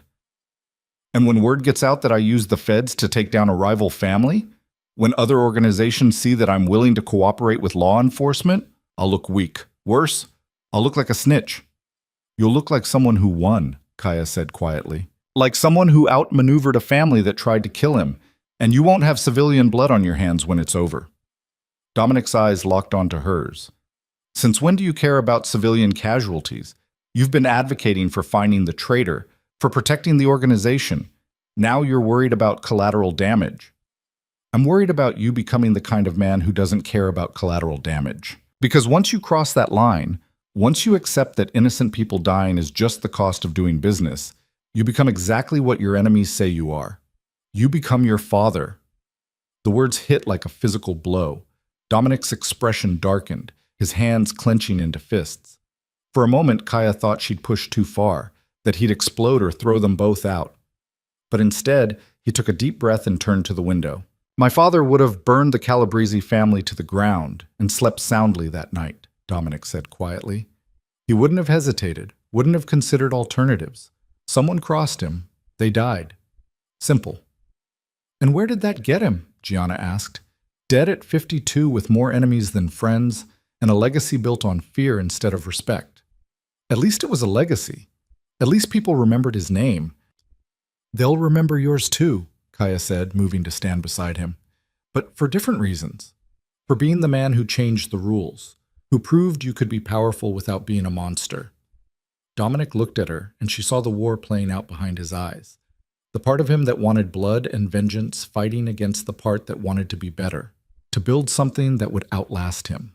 If I do this, he said slowly, if I use Gianna's evidence and let the FBI handle the Calabrese family, I need insurance. I need to know that Marco understands exactly why this is happening, that it's not the Fed stumbling onto evidence, it's me delivering justice. We can arrange that, Gianna said. A message delivered through intermediaries, clear enough that Marco knows, subtle enough that it can't be traced back to us. And when this is over, when the Calabrese family is destroyed and Anthony's in federal prison, everyone needs to know who won. Not the FBI, not luck, me, the Varelli family. We get credit for the victory. Agreed. Dominic was quiet for another long moment, then nodded slowly. Do it. Make the call to your FBI contacts. Get the evidence into the right hands. But Gianna, he looked at his sister with an intensity that made her straighten. If this backfires, if the feds turn on us or if Marco retaliates in ways we didn't anticipate, that's on you. Are you prepared to live with that? Yes. Then make it happen. Gianna gathered the documents and left quickly, leaving Kaya alone with Dominic. He stood at the window, his shoulders tense, his reflection in the glass looking older and more tired than his actual face. You think I made the right choice, Dominic said. It wasn't a question. I think you made the smart choice. Whether it's right, we'll find out. And if it's not, if this destroys us, then at least you'll know you tried to be better than what this world expected you to be. Dominic turned to face her, and the expression in his eyes was complicated. Gratitude mixed with frustration, trust mixed with fear. You have a way of seeing through my defenses, Kaya Bellini, of finding the parts of me I try to keep hidden and dragging them into the light. Is that a bad thing? I don't know yet, but it's dangerous. For both of us. Before Kaya could respond, her phone buzzed. She glanced at the screen and her blood ran cold. It was a message from an unknown number, and it contained just 3 words and an address. Come alone. Now! Attached was a photo that made her stomach drop, the ruins of her family's estate in Sicily, the place where everything had ended 15 years ago, the place she'd spent 6 years trying to forget. What is it? Dominic asked, reading the change in her expression. Kaya showed him the phone. His eyes narrowed as he read the message, then darkened with recognition when he saw the photo. That's the Santoro estate, he said quietly. The one my father destroyed. Someone knows who I am. Someone knows my real identity. Who else knows? You, Angelo, Vincent. That's it. Vincent? Dominic's voice turned to ice. He must have told someone before we caught him. The Calabrese family, maybe, or someone else. Either way, they're using your past as leverage. To get to you. Or to get to you directly. That message said, come alone. They want you isolated, vulnerable. It's a trap. Obviously, but what choice do I have? If they know who I am, they can expose me, destroy the life I've built here, use my connection to you against both of us. Dominic grabbed her shoulders, his grip firm but not painful. You're not going alone. I don't care what the message says. We go together with full security and we end whoever sent this. If I don't follow their instructions, they might what? Kill you? They're planning that anyway. At least if we go together, you have a chance. His voice softened slightly. I'm not losing anyone else, Kaya. Not to betrayal, not to enemies, not to the past. You're under my protection now, and that means something. Kaya wanted to argue, wanted to insist she could handle this alone the way she'd handled everything for 6 years. But the truth was, she was tired of being alone. tired of fighting every battle by herself. And something in Dominic's eyes told her he needed this, needed to protect someone, to save someone, after failing to save his cousin from betrayal. "Together then," she said. "But we do this smart. Small team, quiet approach. We don't know what we're walking into." "Agreed. Angelo," Dominic called out, and his lieutenant appeared almost instantly. "We have a situation." Within 30 minutes, they were ready. Dominic, Kaya, Angelo, and 4 of their best security personnel, all armed and wearing bulletproof vests under civilian clothing. The address in the message was an abandoned warehouse in Red Hook, Brooklyn, the kind of place where bodies were found and questions weren't asked. They took 2 vehicles, approaching from different directions, communication equipment allowing them to coordinate. As they neared the warehouse, Angelo's voice came through the earpiece. "Thermal imaging shows 3 heat signatures inside the main building. No vehicles in the immediate vicinity, but that doesn't mean they're not hidden nearby. This feels wrong, boss." "Everything about this feels wrong," Dominic agreed. "But we're committed. Kaya and I go in through the front. You and the team cover the exits and watch for ambush." "Boss, I really think—" "That's an order, Angelo." They pulled up to the warehouse, the building looming against the afternoon sky like a tombstone.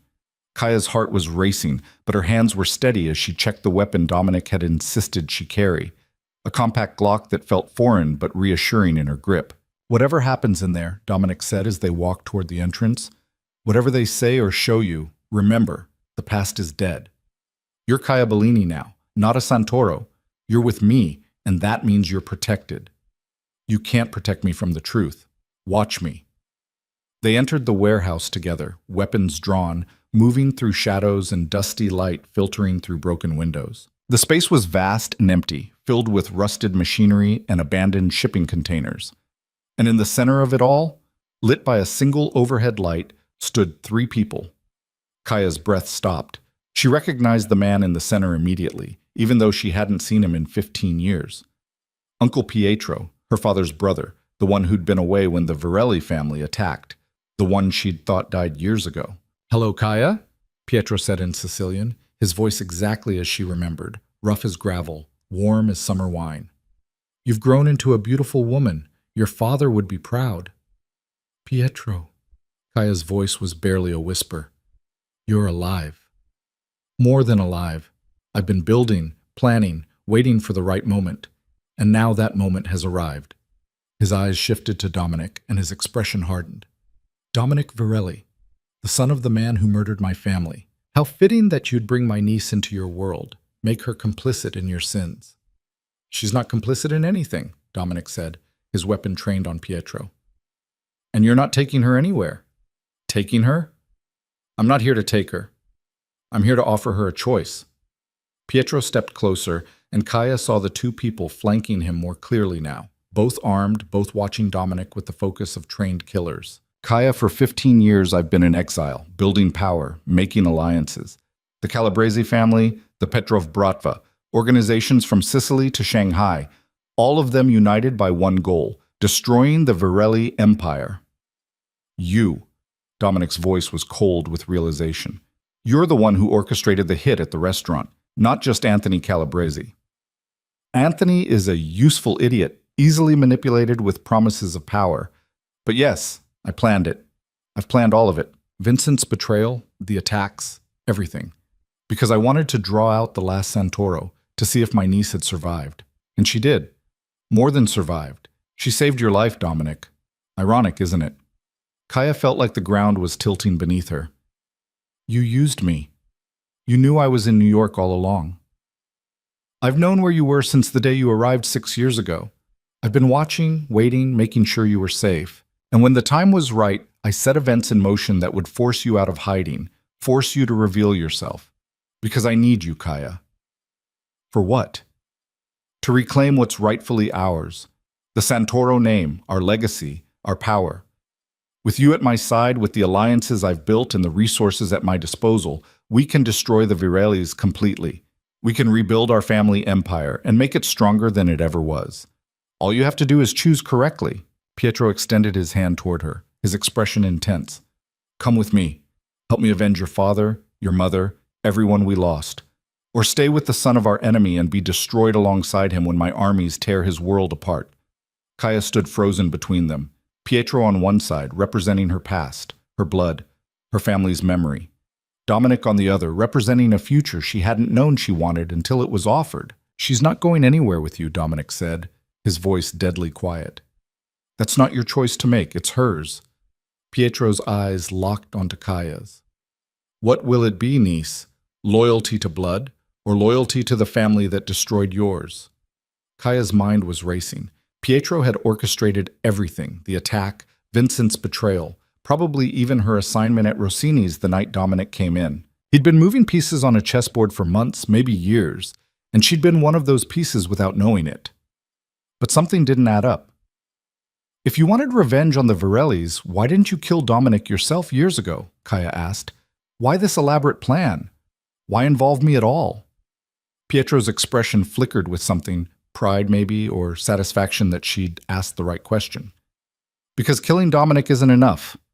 I want him to lose everything first, his organization, his power, his family, his allies. And then, when he has nothing left, when he's broken and desperate, I want him to know that the last Santoro was the one who destroyed him, that we won, that our family's legacy triumphed over his father's sins." "You're insane," Dominic said. "I'm patient. There's a difference." Pietro's hand was still extended toward Kaya. "Decide now, niece, because in 60 seconds, my people surround this building and kill everyone inside who isn't you. Choose your family or choose your enemy. But choose." Kaya looked at Pietro's hand, then at Dominic's face. She saw the tension in his jaw, the barely controlled fury in his eyes, but also something else. Trust. He trusted her to make the right choice, even if that choice meant leaving him. That trust was worth more than all the blood ties in the world. "I have chosen," Kaya said quietly. She raised her weapon and aimed it squarely at Pietro's chest. "I choose truth over vengeance. I choose building something new over destroying something old. And I choose Dominic Varelli over the ghost of a family that died 15 years ago." Pietro's expression crumbled into rage. "You betray your own blood? You betrayed it first when you used me as a pawn without my consent. When you orchestrated violence that would have killed innocent people just to satisfy your need for revenge. My father believed in honor, in justice, in protecting the weak. You believe in nothing but hate. You're not my family anymore. Then you die with him." Pietro's hand moved toward his weapon, but Kaya was faster. She fired once, the shot echoing through the warehouse, and Pietro stumbled backward, blood blooming across his shoulder. His guards raised their weapons, but Angelo and Dominic's team burst through the doors, surrounding them. "Drop your weapons!" Angelo shouted. "Now!" Pietro's guards hesitated, then slowly lowered their guns. They were professionals enough to know when they were outmatched. Pietro clutched his wounded shoulder, his face twisted with pain and fury. "This isn't over, Kaya. My alliances are built on nothing but your promises of revenge," Dominic interrupted, moving to stand beside Kaya.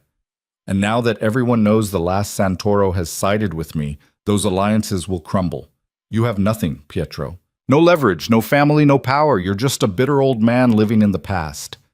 Angelo's men secured Pietro and his guards, while Kaya stood there, her weapon still raised, her hands finally beginning to shake with the enormity of what she'd done. She'd chosen. Not revenge, not blood, not the past. She'd chosen something else entirely. Dominic gently lowered her weapon, then pulled her against his chest, his arms wrapping around her tightly. "You're safe," he murmured. "I've got you." And for the first time in 15 years, Kaya believed it. The aftermath came in waves. Pietro was taken into federal custody within hours, his shoulder patched by a doctor who asked no questions before Angelo's team handed him over to the FBI. The evidence Gianna had compiled on the Calabrese family, combined with Pietro's confession about orchestrating the attacks, created a domino effect that shattered criminal alliances across the Northeast. By the time the sun rose the next morning, 3 major operations had collapsed. 7 high-ranking members of various organizations were in custody, and the power structure that had stood for decades was fundamentally broken. Kaya watched it all unfold from Dominic's study, exhausted but unable to sleep. Every time she closed her eyes, she saw Pietro's face, The uncle she'd thought was dead, the man who'd used her as a weapon without her knowledge. The betrayal cut deeper than she'd expected, not because she'd loved him, but because she'd spent 15 years believing she was alone in the world. And now she knew she'd never truly been alone, just manipulated from a distance. "You should rest," Dominic said, entering the study with 2 cups of coffee. He handed her one, his fingers brushing hers in a way that felt deliberate. "I can't. My mind won't stop." "I know the feeling." He sat beside her on the leather couch, close enough that their shoulders touched. "Angelo just called. The FBI is offering Pietro a deal, full cooperation in exchange for witness protection. They want him to testify against everyone he's been working with." "Will he take it?" "Probably. He's a survivor, not a martyr. And now that you've rejected him, he has nothing left to fight for." Dominic's voice softened. "How are you doing with all of this?" Kaya took a sip of coffee, letting the warmth ground her. "I don't know. Part of me feels relieved that it's over. Part of me feels guilty for shooting him, even though I know I had to. And part of me just feels empty. Like the last connection to my past is gone. And I don't know who I am without it." "You're Kaya Bellini, the woman who saved my life twice, the woman who helped me find a traitor and prevented a war, the woman who chose to build something new instead of destroying something old." Dominic turned to face her fully. "Your past doesn't define you anymore. You define you." "That's terrifying." "I know, but it's also freedom." They sat in silence for a moment, the city beginning to wake beyond the windows. Then Dominic spoke again, his voice careful.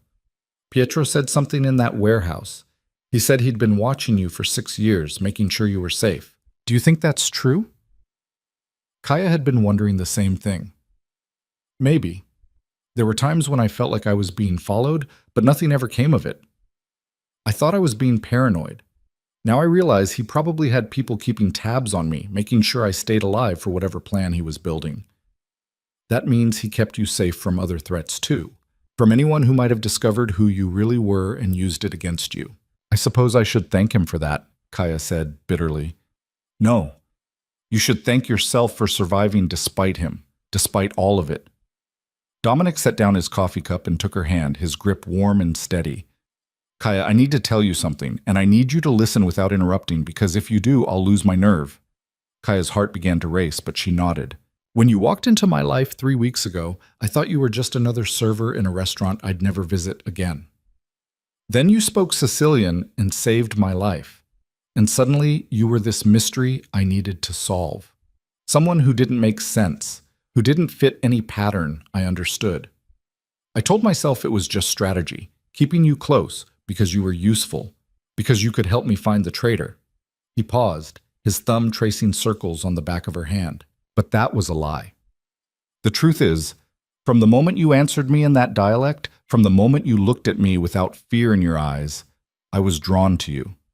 And with every day that passed, every conversation we had, every risk you took to help me, that pull became stronger. Until I realized I wasn't just protecting you because you were useful. I was protecting you because losing you would destroy me." Kaya's breath caught. "Dominic, let me finish. I know this is complicated.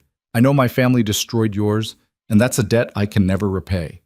I know you have every reason to hate me, to walk away and never look back. But I'm asking you not to. I'm asking you to stay. Not as an employee, not as someone under my protection, but as someone who matters to me. As someone I want beside me when I rebuild this organization into something better. You're asking me to be part of your life. I'm asking you to be the center of it." The words hung in the air between them, raw and honest and terrifying. Kaya looked into Dominic's eyes and saw vulnerability there. Real, unguarded vulnerability from a man who'd spent his entire life building walls to protect himself. "I'm broken, Dominic," she said quietly. "I have nightmares about Sicily, about the night your father's men came. I wake up screaming sometimes, reaching for weapons that aren't there. I don't know if I can ever fully trust anyone, or if I can build a normal life, or if I'm even capable of— I don't want normal. I want real. And you're the most real person I've ever met." Dominic's other hand came up to cup her face. "We're both broken, Kaya. Both haunted by our father's sins and the choices we've had to make to survive. But maybe 2 broken people can build something whole together. something neither of us could build alone. Kaya felt tears sting her eyes, tears she'd been holding back for 15 years, for 6 years of running, for 3 weeks of chaos and revelation. I'm scared. So am I. But I'd rather be scared with you than safe with anyone else. Kaya leaned forward and kissed him. It wasn't gentle or tentative, it was fierce and desperate and full of everything she couldn't put into words. Dominic responded immediately, pulling her closer, one hand tangling in her hair while the other pressed against the small of her back. The kiss tasted like coffee and possibility, like surrender and claiming all at once. When they finally broke apart, both breathing hard, Kaya rested her forehead against his. "I'll stay," she whispered. "Not because you asked, because I choose to. Because for the first time in 15 years, I'm choosing something for myself instead of just surviving." That's all I needed to hear. They sat like that for a long time, wrapped in each other, while the sun climbed higher and the city awakened to a world that had fundamentally changed overnight. 2 weeks later, the transformation was complete. The FBI's investigation into the Calabrese family had resulted in 17 indictments, including Marco Calabrese himself. Anthony Calabrese was arrested attempting to flee to Canada and faced federal charges that would put him away for decades. The Petrov Bratva, seeing the writing on the wall, withdrew from New York entirely, ceding territory without a fight.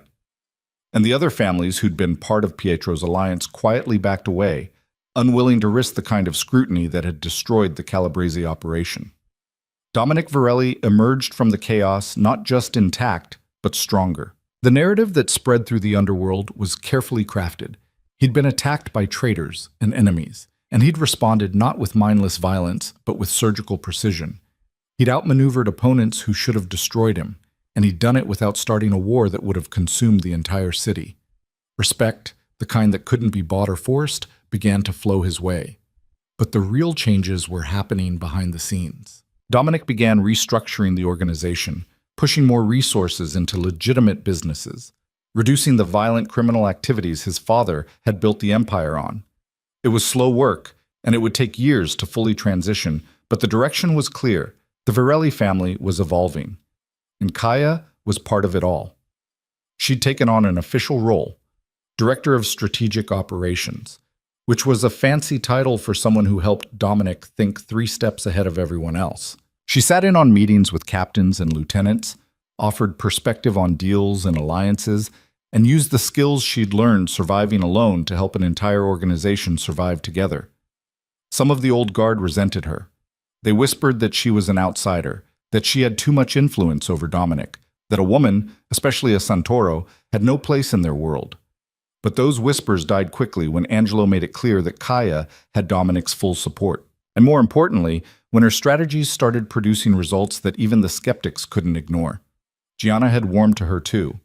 The two women had formed an unlikely alliance, bonding over their shared desire to protect Dominic and transform the organization. They worked together on the legitimate business side, with Gianna handling finance and Kaya managing security and intelligence. It wasn't friendship yet. Too much suspicion remained, but it was something approaching trust. 3 weeks after Pietro's arrest, Kaya stood in the estate's garden, looking out at the city she'd once hidden in and now helped protect. The evening air was cool, carrying the scent of jasmine from the flowering vines that climbed the garden walls. "Beautiful night," Dominic said, appearing beside her with 2 glasses of wine. "It is."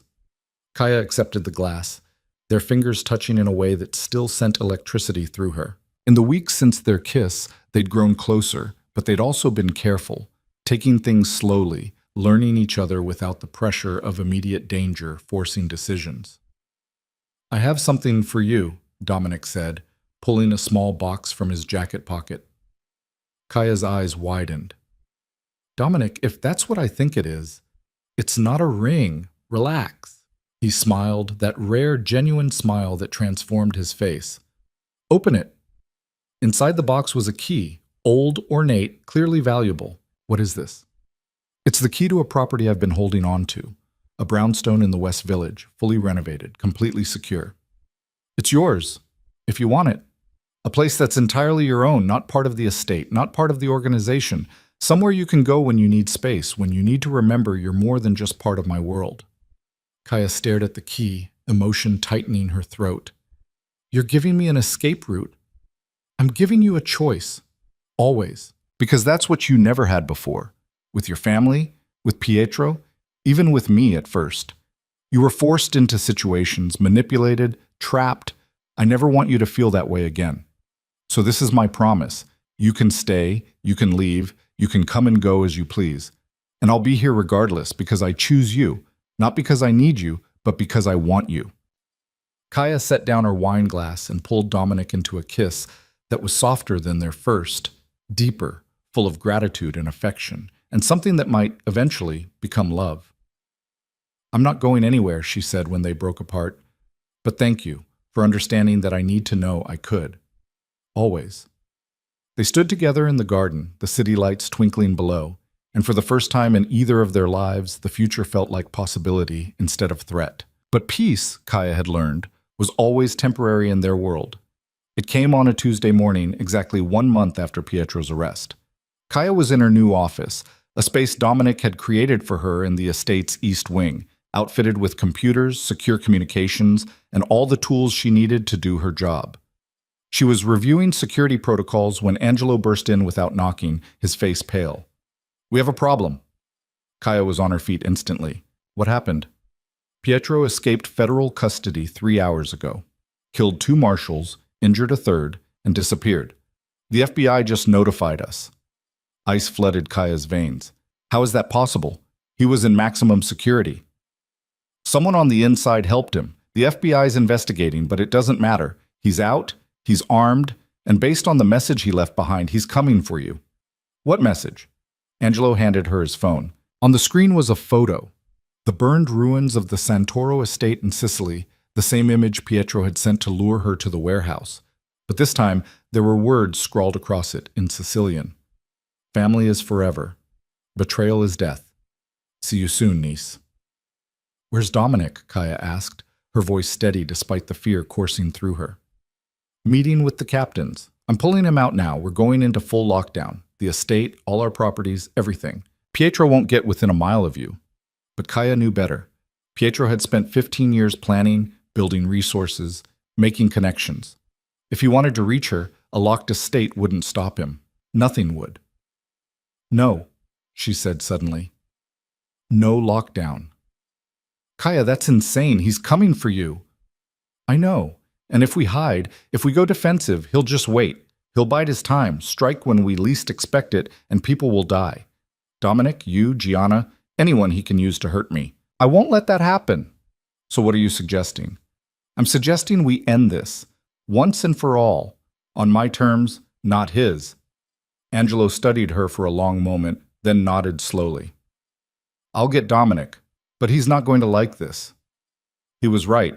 When Dominic heard Kaya's plan, he exploded. Absolutely not. You're not using yourself as bait. I won't allow it. You don't get to allow or not allow anything, Kaya said calmly. They were in the war room, surrounded by maps and monitors, with Angelo, Gianna, and 3 captains listening. This is my decision. Pietro wants me, so I give him a chance to take me. But on ground I choose, with backup I trust, and with a plan that ends him permanently. It's too dangerous. Everything we do is dangerous. But this way, we control the variables. We choose the location, the timing, the resources. Pietro has to react to us instead of us reacting to him. Gianna spoke up. She's right, Dominic. We can't spend the rest of our lives waiting for Pietro to strike. Better to force his hand now while we're ready than to let him choose the moment. And if something goes wrong, if he kills her, then you make sure my death means something, Kaya said quietly. You finish what we started, transforming this organization, building something better. You don't let my death turn you back into the man you were before. Promise me that. Dominic's jaw was tight, his hands clenched into fists. I can't lose you. You won't.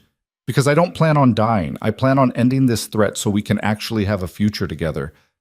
But I need you to trust me, the way I've trusted you. The room fell silent. Finally, Dominic nodded once, sharply. Fine. We do it your way. But I'm there, every step. And if anything goes wrong, If you're in danger for even a second, the plan changes. Understood? Understood. They spent the next 6 hours planning. Kaya would send a message to Pietro through channels he'd be monitoring. A challenge, delivered in Sicilian, offering to meet him at a neutral location. The place she chose was significant. The old Santoro warehouse in Red Hook, the one that had been part of her family's shipping operation before the Varellis destroyed it. It was abandoned now, forgotten, perfect for what she had in mind. The message was simple. You want family reunion? Let's have one. Tomorrow night, come alone, and I'll do the same. We settle this the old way, just you and me. Pietro's response came within an hour. Finally, you show some Santoro spine. Tomorrow night. Don't disappoint me, niece. The trap was set. The next evening, as the sun began to set over New York, Kaya stood in the ruins of her family's warehouse wearing clothes that allowed for movement, dark pants, a fitted jacket, boots with good traction. She was armed with the Glock Dominic had given her, plus a knife strapped to her ankle, and though the message had said come alone, she knew Dominic and his team were positioned throughout the building, watching, waiting, ready to intervene. She wasn't alone. She would never be alone again. Pietro arrived precisely at sunset, walking through the warehouse's broken doors like a king entering his throne room. His shoulder was healed, his movements confident. He was armed. She could see the gun at his hip, but he made no move to draw it. Kaya, he said warmly, as if they were meeting for coffee instead of a confrontation that would end in death. You actually came. You didn't give me much choice. There's always a choice. You could have hidden behind Varelli's walls, let his men protect you, but you didn't. You came here, to our family's ground, to face me yourself. That takes courage. Your father's courage. Don't talk about my father. You don't have the right. Pietro's expression hardened. I have every right. I'm the one who's kept his memory alive, who's worked for 15 years to avenge what was done to our family. While you've been hiding, pretending to be someone else, I've been building an army, fighting for justice. You've been building a vendetta. There's a difference. Is there? The Varellis destroyed everything we were, everything we could have been. They killed your parents, your siblings, everyone you loved, and you're defending them? I'm defending the truth. Yes, Dominic's father did terrible things, but Dominic isn't his father. He's trying to be better, to build something that doesn't require blood and violence to sustain it. That's worth protecting. He's seduced you, made you forget who you are. No, he's helped me remember who I want to be. There's a difference. Pietro's hand moved toward his weapon. Then I'll help you remember properly, by showing you what happens to Santoros who betray their blood. He drew his gun, but Kaya was faster. Her shot caught him in the hand, sending his weapon skittering across the floor. Pietro roared in pain and fury, charging at her with the kind of speed that only desperation could fuel. Kaya sidestepped, using his momentum against him, but Pietro was experienced. He grabbed her arm, twisting it painfully, forcing her gun to the ground. They grappled, two people fighting with everything they had. Kaya, with her training and desperation. Pietro, with decades of experience and rage. You could have been great, Pietro hissed as they struggled. You could have been a queen ruling alongside me. Instead, you chose to be a whore for the Varellis. Kaya drove her knee into his injured shoulder and Pietro's grip loosened. She broke free, grabbed the knife from her ankle, and slashed at him. The blade caught his chest, not deep enough to kill, but enough to make him stumble back. That's when Dominic appeared from the shadows, his own weapon drawn, pointed directly at Pietro's head. It's over, Dominic said quietly. Surrender, and I'll let the FBI take you back. Fight, and I end you here. Pietro laughed, blood staining his shirt. You think you've won? This isn't over. My allies don't exist anymore. We dismantled them all while you were in custody. The Bratva, the Calabrese remnants, your contacts in Sicily, all gone. You're alone, Pietro. You have nothing left. Pietro's eyes darted between Kaya and Dominic, and for the first time she saw fear there. Real, genuine fear, because Dominic was right. Pietro had gambled everything on this confrontation, and he'd lost. Kaya, Pietro said, his voice breaking. Please, I'm family. Your blood. Doesn't that mean anything? It means I'll give you a choice, Kaya said, moving to stand beside Dominic. Surrender peacefully, and we let the law handle you. Or keep fighting, and we end this permanently. Choose. Pietro looked at them both, the niece who'd rejected him and the enemy who'd defeated him, and slowly, painfully, he raised his hands in surrender. I choose to live, he said bitterly. But know this, Kaya, you've destroyed the last piece of your family. When I'm gone, there's nothing left of the Santoros, nothing but you and the shame of what you've become. Wrong, Kaya said quietly. When you're gone, there's me and the future I'm going to build. A future that honors what my family should have been, not what they became. A future where the Santoro name means something more than revenge and violence. Angelo and his team moved in, securing Pietro and calling for federal transport. As they led him away, Pietro looked back one last time. You'll regret this, he called out. When you're alone again, when Varelli disappoints you or betrays you, you'll remember you had family and you threw it away. I remember perfectly, Kaya replied. I'm just choosing better family this time. They watched as Pietro was taken away, sirens echoing in the distance. When the warehouse fell silent again, Kaya turned to Dominic and found him watching her with an expression she couldn't quite read. What? She asked. You could have killed him. You had the chance, the justification, but you didn't. No, because if I'd killed him, I would have become exactly what he wanted me to be, someone defined by revenge, by violence, by the past. I won't let him win that way. Dominic pulled her into his arms, holding her tightly. You're remarkable. You know that? I'm just trying to be better than what I came from. You already are. They stood like that in the ruins of her family's legacy, two broken people who'd found something whole in each other. And when they finally left the warehouse, walking out into the New York night together, Kaya didn't look back. The past was finally, truly over. 6 months later, the transformation was undeniable. The Varelli organization had shifted dramatically. The violent criminal enterprises had been scaled back, replaced by legitimate businesses that actually contributed to the community. Dominic had used Pietro's defeat and the collapse of the rival families to consolidate power, yes, but also to reshape what that power meant. The estate had changed too.